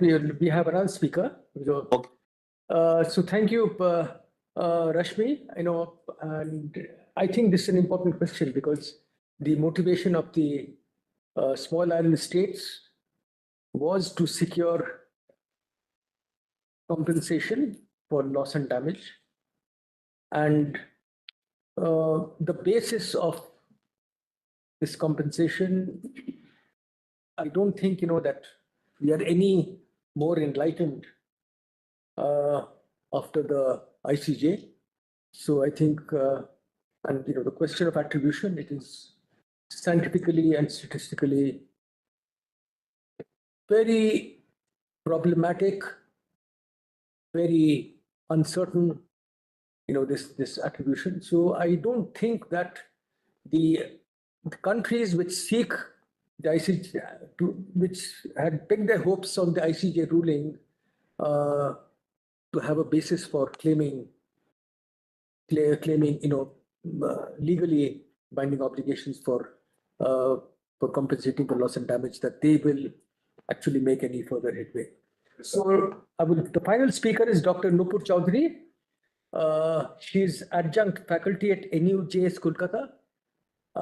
But Nupur, the last I heard, you were a professor at JNU. Yes, sir. So that's just a affiliation for the time being. For the time being, okay, yeah. So it's a kind of nom de guerre. Yeah. Okay, go ahead. Right. Thank you very much, Manish and Dr. Ghosh, for this opportunity. It's always very nice to come back to a place where I started my journey. So thanks very much. So I'll start with most of the stuff that has been said has already been covered, right? So I'll just start with a couple of points which I thought were to an extent that should be noted going ahead. So whatever we might talk about in terms of the political implications of this judgment, the judgment has to be reviewed as a legal document, right? So we have to ask the question, therefore, that what are the kind of legal obligations that it has clarified, and going ahead, how this can be used by both individuals as well as state parties in litigation. So these are the primary questions that we need to kind of address. So what were the questions, as Sanjana rightly said, just to remind ourselves, there are two questions that were asked of the ICJ. Firstly, what are the international obligations of state parties vis-a-vis climate change? And in case of violation of those obligations, what are the consequences for the violation, right? So in terms of the first question, the answer was that there is no lex specialis actually. There are very important treaties, and of course the trio of the UNFCCC, Kyoto Protocol and Paris Agreement are the immediately applicable law. But it depends on an event of a violation to determine for the court what is lex specialis, right? So this idea that there is a lex specialis on climate change as a treaty, as a trio of treaties or legal obligations, the court actually said that there is no lex specialis. So that's very important thing to note. Secondly, in terms of the consequences for, in terms of violations, the consequences, the court said, is to be drawn from the ILC, which is the International Law Commission, articles on state responsibility for wrongful acts, which is essentially, again, customary international law. So the court, in a sense, if I was a litigating lawyer, I would say that the court, in a sense, has expanded the judicial discretion when litigation actually happens to choose what are the legal documents or what is the law applicable in the case, in such cases, right? So that is something very critical for international lawyers or anybody to note, that the judicial discretion has rapidly expanded, right? Now, to come back to certain specific areas that were of my interest and which I hopefully for the audience's interest that I wanted to kind of flag. The first one is that, you see, one of the things, because my earlier work has been on trade and environment, so one of the things that I was interested in is to look at the CBAM, right? So the CBAM, what is the nature of the CBAM? The CBAM is essentially a unilateral measure to address climate change, right? So I wanted to, so if I ask myself this question, that does the duty to cooperate, this is something that has been actually underlined within the ICJ opinion, does it create any legal bar on states from taking unilateral measures to address climate change, right? So my answer to that question would be that it does not explicitly create a legal bar, but we can formulate a certain standard of cooperation from whatever has been clarified under the legal obligations by the court under the trio of UNFCCC, KP and Paris Agreement, as well as the customary international law. So that is something we need to look at very closely, because the duty to cooperate has been underlined within this judgment in various ways. Okay, and the second point is that, has there been any dilution of the CBDR principle, right? So now we can't talk about the CBDR principle because now the CBDR principle has been interpreted like the Paris Agreement. This is a note of approval by the ICJ that the Paris Agreement definition of CBDR RC actually stands and is applicable, and that will determine what would be the obligations of the states. So this whole fidelity to the earlier notion of developed and developing country, the differentiation within both UNFCCC as well as KP amongst Annex 1, Annex 2, Annex B countries, no longer, as per the ICJ reading, no longer stands, right? Because they have applied the law to make this differentiation to an extent redundant by recognizing that this differentiation is not static. That as time goes, countries will actually graduate into developed countries, or their capabilities should actually match and reflect their current national strength, GDP or something of that sort, right? Now, the third question that I was interested in is that, okay, we've already talked about lex specialis. Okay, let me come to the first question, which I asked, that does this duty to cooperate, this is something that the court spent quite a lot of time clarifying, does it create a legal bar when it comes to countries taking unilateral measure, like the European Union has just done, right? So I think you can actually look at paras 215, 277. I'll stop at 306. This is a interpretation of customary international law on the duty to cooperate, where the court actually says that the duty to cooperate leaves states some discretion in determining the means for regulating GHG emissions. However, this discretion cannot serve as an excuse for states to refrain from cooperating with the required level of due diligence, or to present their efforts as an entirely voluntary contribution which cannot be subject to scrutiny.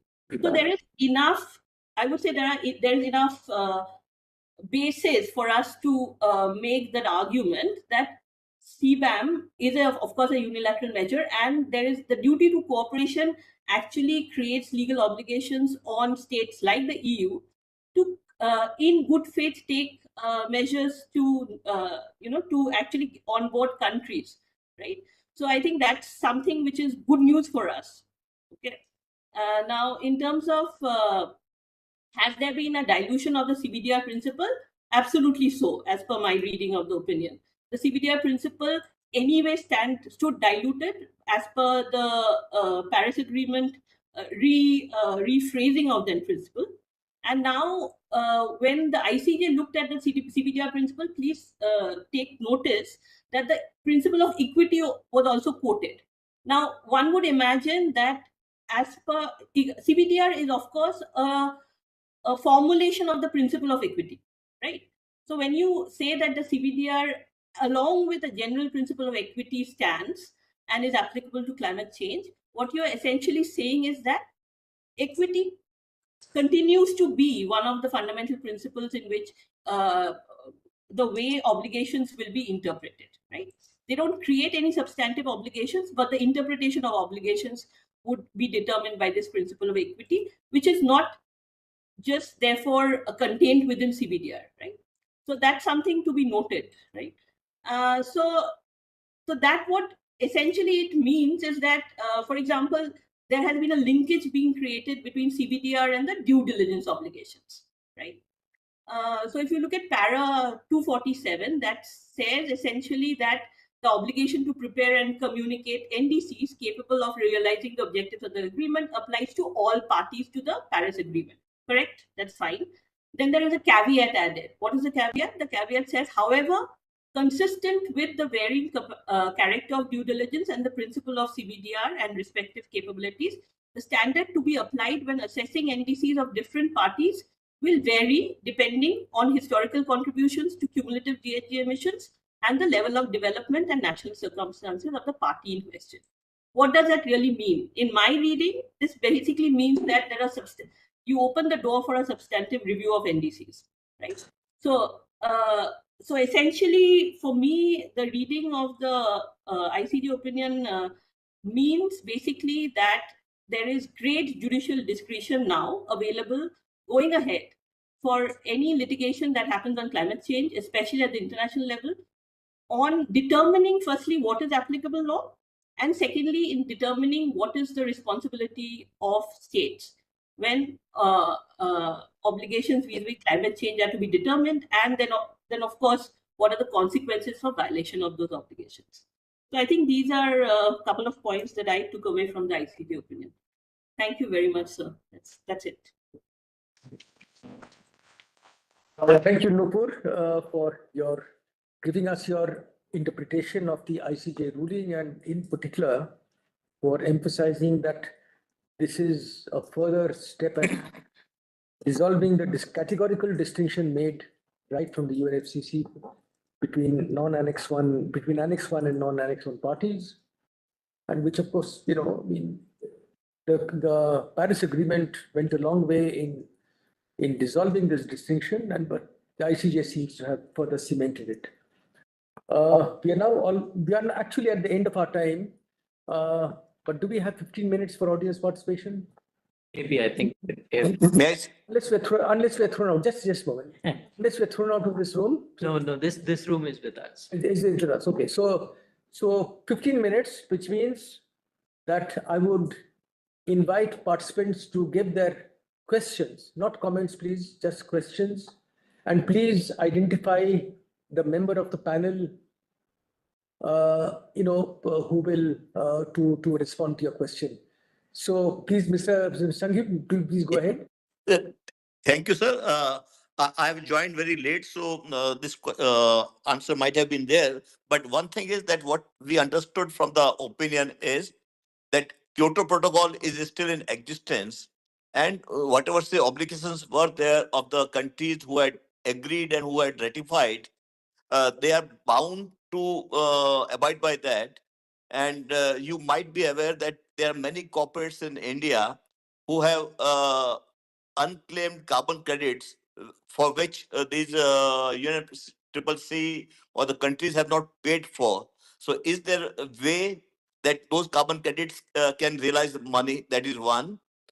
And second one is that incidentally, one of the judge of ICJ is Mr. Dalvir Bhandari, who is in Delhi, and informally I just talked to him, and he has also given his separate opinion, and as per him, polluter to pay principle is very much there, and then definitely these companies can be the developed countries can be asked to pay for something. So, and thirdly and last question is that in this whole thing, what Terry can play the role and what corporate can play the role, and all these questions, sir, are for you. For me? Yes, sir. You're the chairman. It's a question not to be addressed to the panel, but anyway, let me at least respond to your question about the carryover of carbon credits from the Kyoto Protocol. Yes, sir. So the further negotiation are Articles 6.2 and 6.4, and particularly Article 6.4, relating to the new project-based mechanism, does have a provision for carryover of unsold CERs from the Kyoto Protocol era to the new mechanism. So yes, if you are still holding carbon credits, you can definitely encash them. Hold them, sir. You can hold them, and that is speculation. That is speculation. But the point is that at some point in time of your choosing, you can certainly encash them in the international market. And your existing projects can continue to generate the carbon credits. I think there are some questions about reaccreditation and things like that, but those are matters of detail. As for the rest of your questions, who would like to take them? Any volunteers from the speakers, Professor Bharat? Thank you, sir. I think what Mr. Sanghi is mentioning, about the Kyoto Protocol, it's a very, very, very curious, I would say, situation, like as it is said, in a global parlance, the Kyoto is dead, long live the Kyoto Protocol, I think that is exactly what it was, a kind of a collective, kind of a connivance of the, states, to ground Kyoto Protocol, because most of the developed countries, they were dragging feet, and this is exactly what Dr.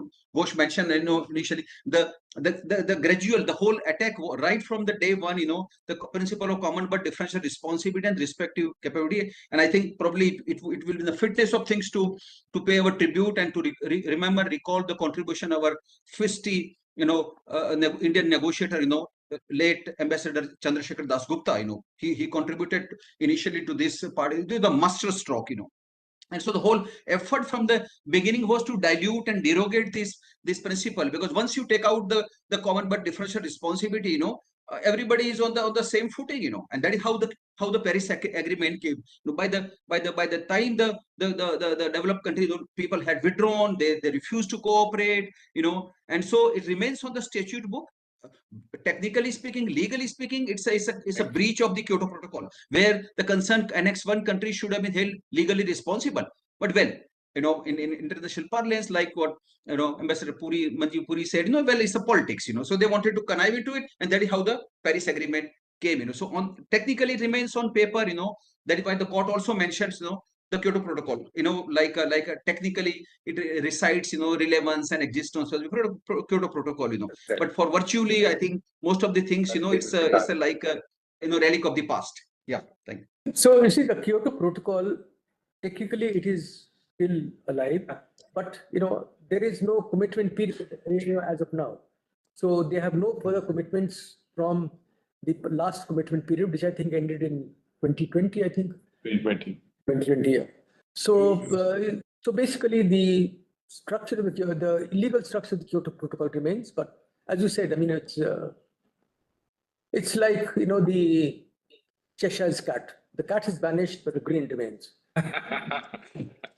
Well, but since you mentioned Ambassador Dasgupta, I can't help but share a story that Ambassador Dasgupta told me, and I think some of you also, that about the US interpretation of CBDR. So the US denied that responsibility has anything to do with the responsibility for causing climate change. It simply means that some countries are more responsible than others. So that was a unique interpretation by the US when the expression CBDR was actually being negotiated and enshrined in the UNFCCC. But I think that a lot of events have happened since then.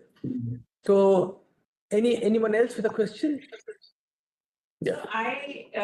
So of course, speaking from a scientific background, the way I read the ruling is as the more the merrier. So there's another player on board, basically making statements with regards to what one needs to do to address the climate issue. But my concern starts with the fact that, is it another parallel communication channel that we are opening until unless this channel, delivers differently with regards to the way the world is taking action on climate forward?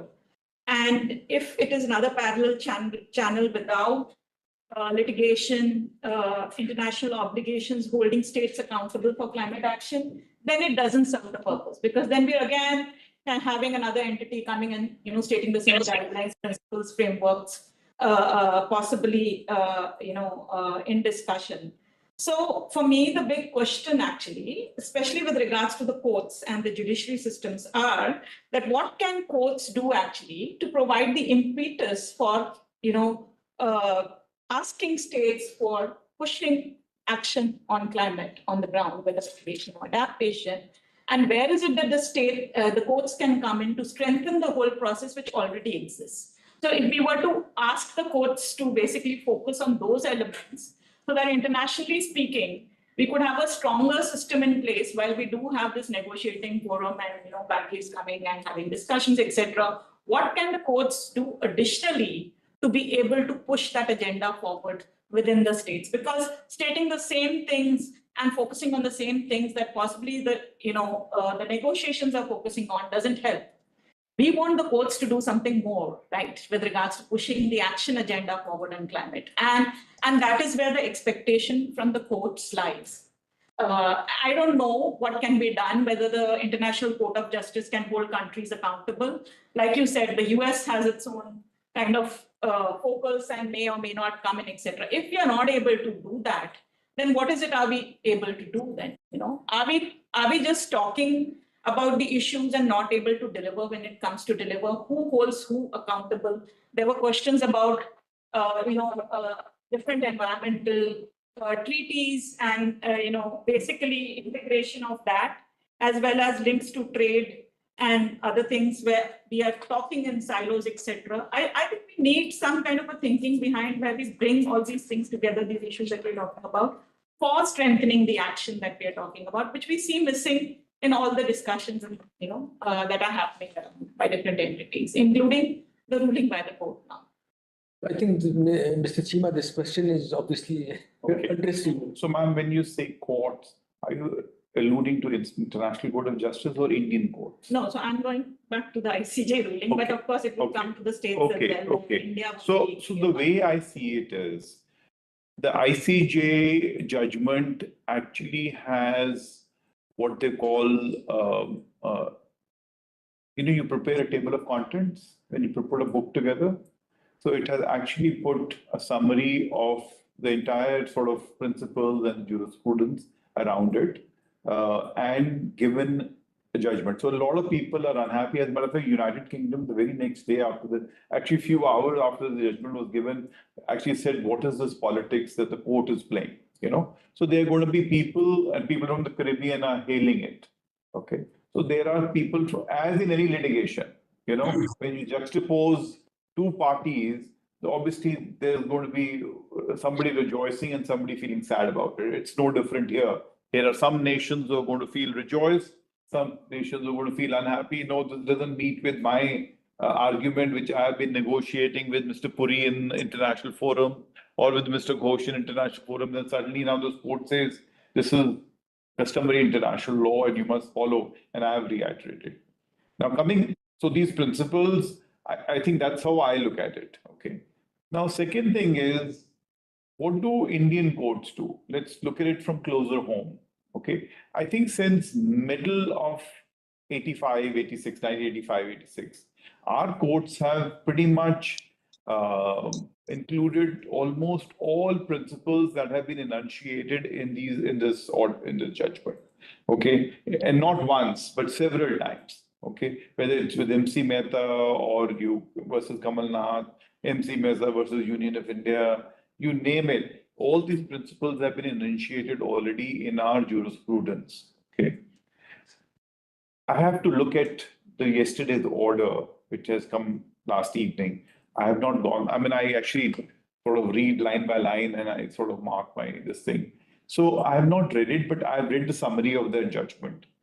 I think what does it do? It basically has said that the pollution control boards will now have teeth to impose damages on parties who are polluting, okay, which was not the case earlier. Earlier, what did the pollution control board do? They'll send you a notice, okay, then you will respond to it, okay, and then you're taken to some forum for your acts, okay. Now there is a clear sort of penalty involved in terms of damages which an industry which is polluting will have to pay. Okay. So I think our jurisprudence is also evolving in that space. Okay.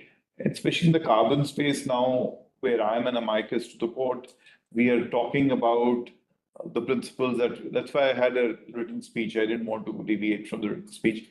So there are things that we are now saying what is being said, what is our India's position globally as well, and what is the real factual situation on the ground. Okay. So all those arguments are being made, and I'm sure our courts, as it has done in the past, will rise again, okay, and will take care. I think what is most important is the enforcement of it. Okay, courts may pronounce it, but I think they are not the enforcers of law. So whatever jurisprudence emerges from courts, ultimately it has to be done, implemented by the executive. So I think there's a bit of proactive approach there as well, which is required. I don't think there's any dearth of jurisprudence. I also say there's no dearth of law. Okay, a lot of people say, we need to do this. I said there's enough law in the book. There's no need of any new laws. It's only better enforcement and better governance. Can I just add something? Suruchi, 2 or 3 things. In the US, nothing. They're very clear. These treaties, etc., have no relevance unless they are domestic law. In Europe, the European Court of Human Rights has pulled up Switzerland, and there have been several other cases of telling their countries that they're efficient in meeting their own climate obligations in terms of what they've done domestically. If you expect them to say that be generous to India and China and Vanuatu, that won't happen. within the. Yeah. Now I come to the more dangerous one, because they understand the game pretty well. I am, however, apprehensive of what Jatinder says, what it means. Now, as a citizen, I want all sorts of good things done. But as a player in the policy space framework, I'm afraid our and similarly placed courts in developing countries would turn around and say that you take domestic action because it's good for the world. I'm afraid, nation statehood is a concept that takes a long time to be internalized and understood and then looked at. And let's remove, I know I can't say that morality, ethical, etc., they are part and parcel for it, but that's the nature of the way things happen. We have a live example taking place in front of us. Have you seen anybody say anything on the thing that you and I could not imagine that would happen in our lives? Right? Anyway, young lady, you wanted to ask, you're the originator of everything. You should ask. No, it was a technical question that I had. I was thinking of the idea of the cumulative causation and the cumulative nature of climate change that the ICJ was discussing, and then how that stands against the polluter's pay principle. Because India, in its written submission at one point, said that it differentiates climate change as opposed to pollution. So it treats those two things very differently. And that's the position they also take in the court. Yeah. And so I'm curious how these two principles or these two ideas that climate change is it is cumulative in nature, and you cannot differentiate who is causing the harm and how much harm is being caused, as opposed to the idea of polluters pay principle, which is that this is the harm you're causing, you must pay for it. I'm curious how those two ideas would revolve after this particular judgment. Sir, you're the lead answerer, sir. And the definitional issues which have been brought up and also. I would not like to try and, make a, try to give you a legal distinction between polluter pays and the cumulative nature of climate change. But the question of cumulative responsibility is, and its linkage to attribution is very tricky. And there are several good scientific. The first is that you take a given event,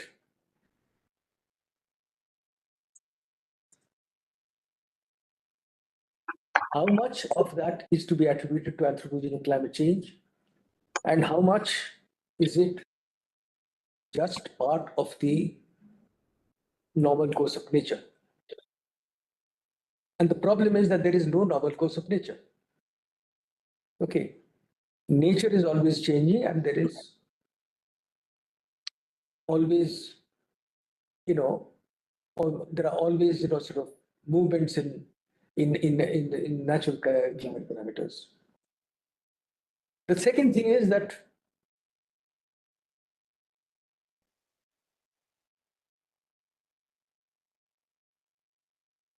what countries have emitted and their effects at a given point in time. 1 ton of carbon dioxide emitted in 1850 is not the same as 1 ton of carbon emitted in 1950. Okay. So whereas there is no spatial distinction, there is a temporal distinction.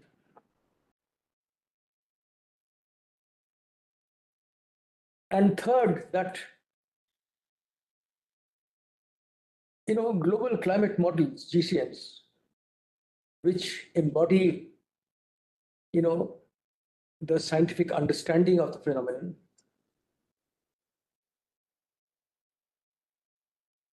they differ a great deal in what they have to say about about climate events. And that's because there is uncertainty with respect to the data, not with respect to the science. And there is uncertainty with respect to parameter values, about initial foundations and so on. So, yes, in broad principle, there is a question of historical responsibility for climate change, but how does it translate to responsibility for a particular event? That is a very, very fraught question in scientific terms. So a final last question. So who's the Professor Desai? Yeah, you had a question? No, I didn't have a question. I just wanted to chip in, with respect to the previous question which was asked, and Mr. Chima tried to answer that part. I thought it will be very vital to understand, the implications, so far as, one of the important, implication could be in terms of litigation, for instance, and the question is, a lot of people have the misconception that you can go to the International Court of Justice, that which is not the case, the court is a court of very limited jurisdiction, although Article 36, paragraph 1 of the statute, provides you, that optional clause jurisdiction, but how most of the countries have provided declarations, including country like India, we have laid down the limits, whereby the court cannot take up the case. For instance, if somebody, one country, for instance, as a corollary to the advisory opinion given by the court, if somebody wants to drag a particular country to the International Court of Justice, you can't go there because there is no jurisdiction, for instance, unless there is a special treaty giving effect to that, and there are cases where, treaty-based jurisdiction has been invoked, like, Ukraine against Russia, South Africa against Israel. Those are the cases. So the court has a very limited, so you can rule out the option of going to the International Court of Justice unless it emanates from a special treaty or the agreement between both the parties. Now, important implication of this advisory opinion could be, and probably this could be one of the hidden goals of the most of the activists who really push the matter into the domain through the General Assembly to the court, is litigation. And I'm sure a lot of practicing lawyer probably will need to celebrate, because this will go, to the domestic court. We do not know how many countries will allow. Like many countries have this litigation has literally grown. In case of India, for instance, we already have a established public interest litigation, environmental law, etc.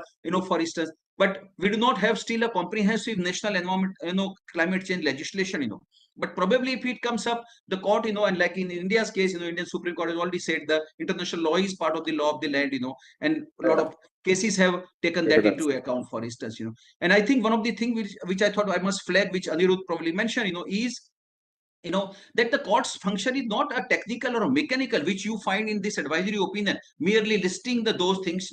Court is has an enormous capacity to do that. Creativity, for instance, is a judicial function to do interpretation. That is exactly what the Indian Supreme Court has done. Marvelous jurisprudence has been created to court does it without saying so. And I will recommend anybody who in the audience to please take a look at Sir Harsh Lauterpat's volume called Development of International Law by the International Court of Justice, for instance. Remarkable jurisprudence. So it's not what Anirudh said, that the court has to interpret, court cannot make the law. Court does it. Indian Supreme Court has done it. Indian Supreme Court has created architecture of basic features, for instance. It's an inherent judicial function for it. We cannot deprive the court of that judicial function. And again, as I said in the very beginning, it all depends upon the composition of the court, the background of the judges. That is exactly what, if you hope, if हमारे वहां कहावत है हिंदी में कि कुआं ही अगर बंजर है तो प्यासे को पानी क्या पिलाएगा.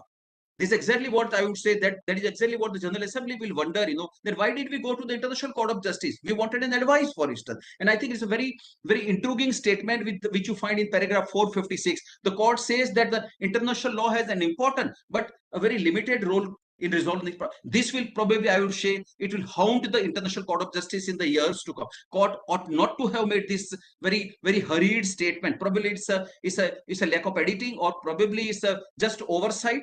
This is something which court is abdicating its judicial function. If the law is inadequate, court ought to have made the law. Court should have read between the lines. Court has to interpret those things.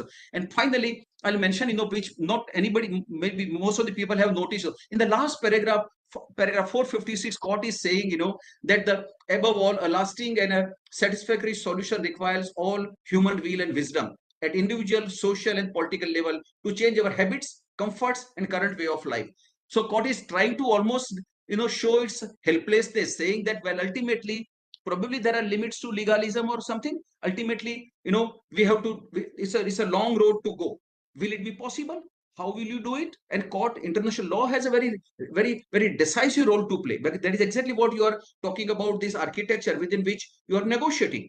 And all the sovereign countries have been participating. So international law has I would say, inextricable role to play. So far as giving a push to it, and it was the judicial function of the court to throw light on that, which would have helped the political organ of United Nations, the General Assembly, to unveil the blueprint, and let us hope and pray. As I said, now probably not many people have noticed that now the General Assembly of United Nations is talking the language of hope, compassion, love in a political organ.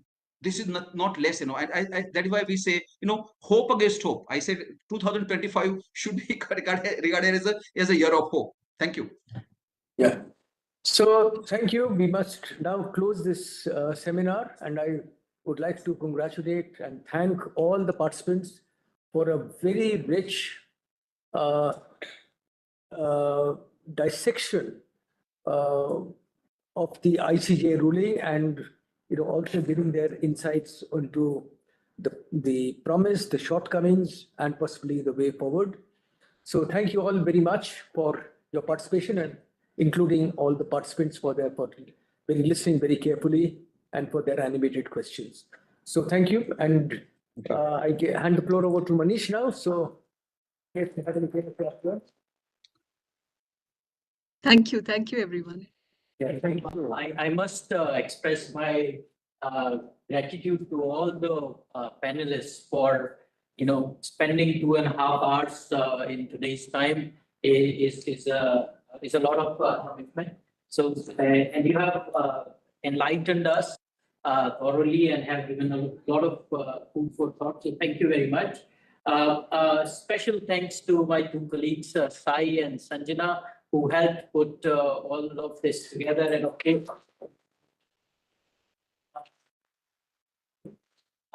so thank you very much. I hope that this conversation, we will pick few points and have much more detailed advanced conversations on certain topics. They do deserve a much deeper examination, both from the framing of the negotiation position, but also as we see that in 2-3 years' time, India is likely to lead the top presidency. And so we need to think probably in the long-term horizon. So we would certainly organize those conversations and hope to have your cooperation and support in those as well. Thank you very much. Thank you. Thank you. Thank you. Thanks to the chair. Thanks to the panelists. Thank you. Thank you.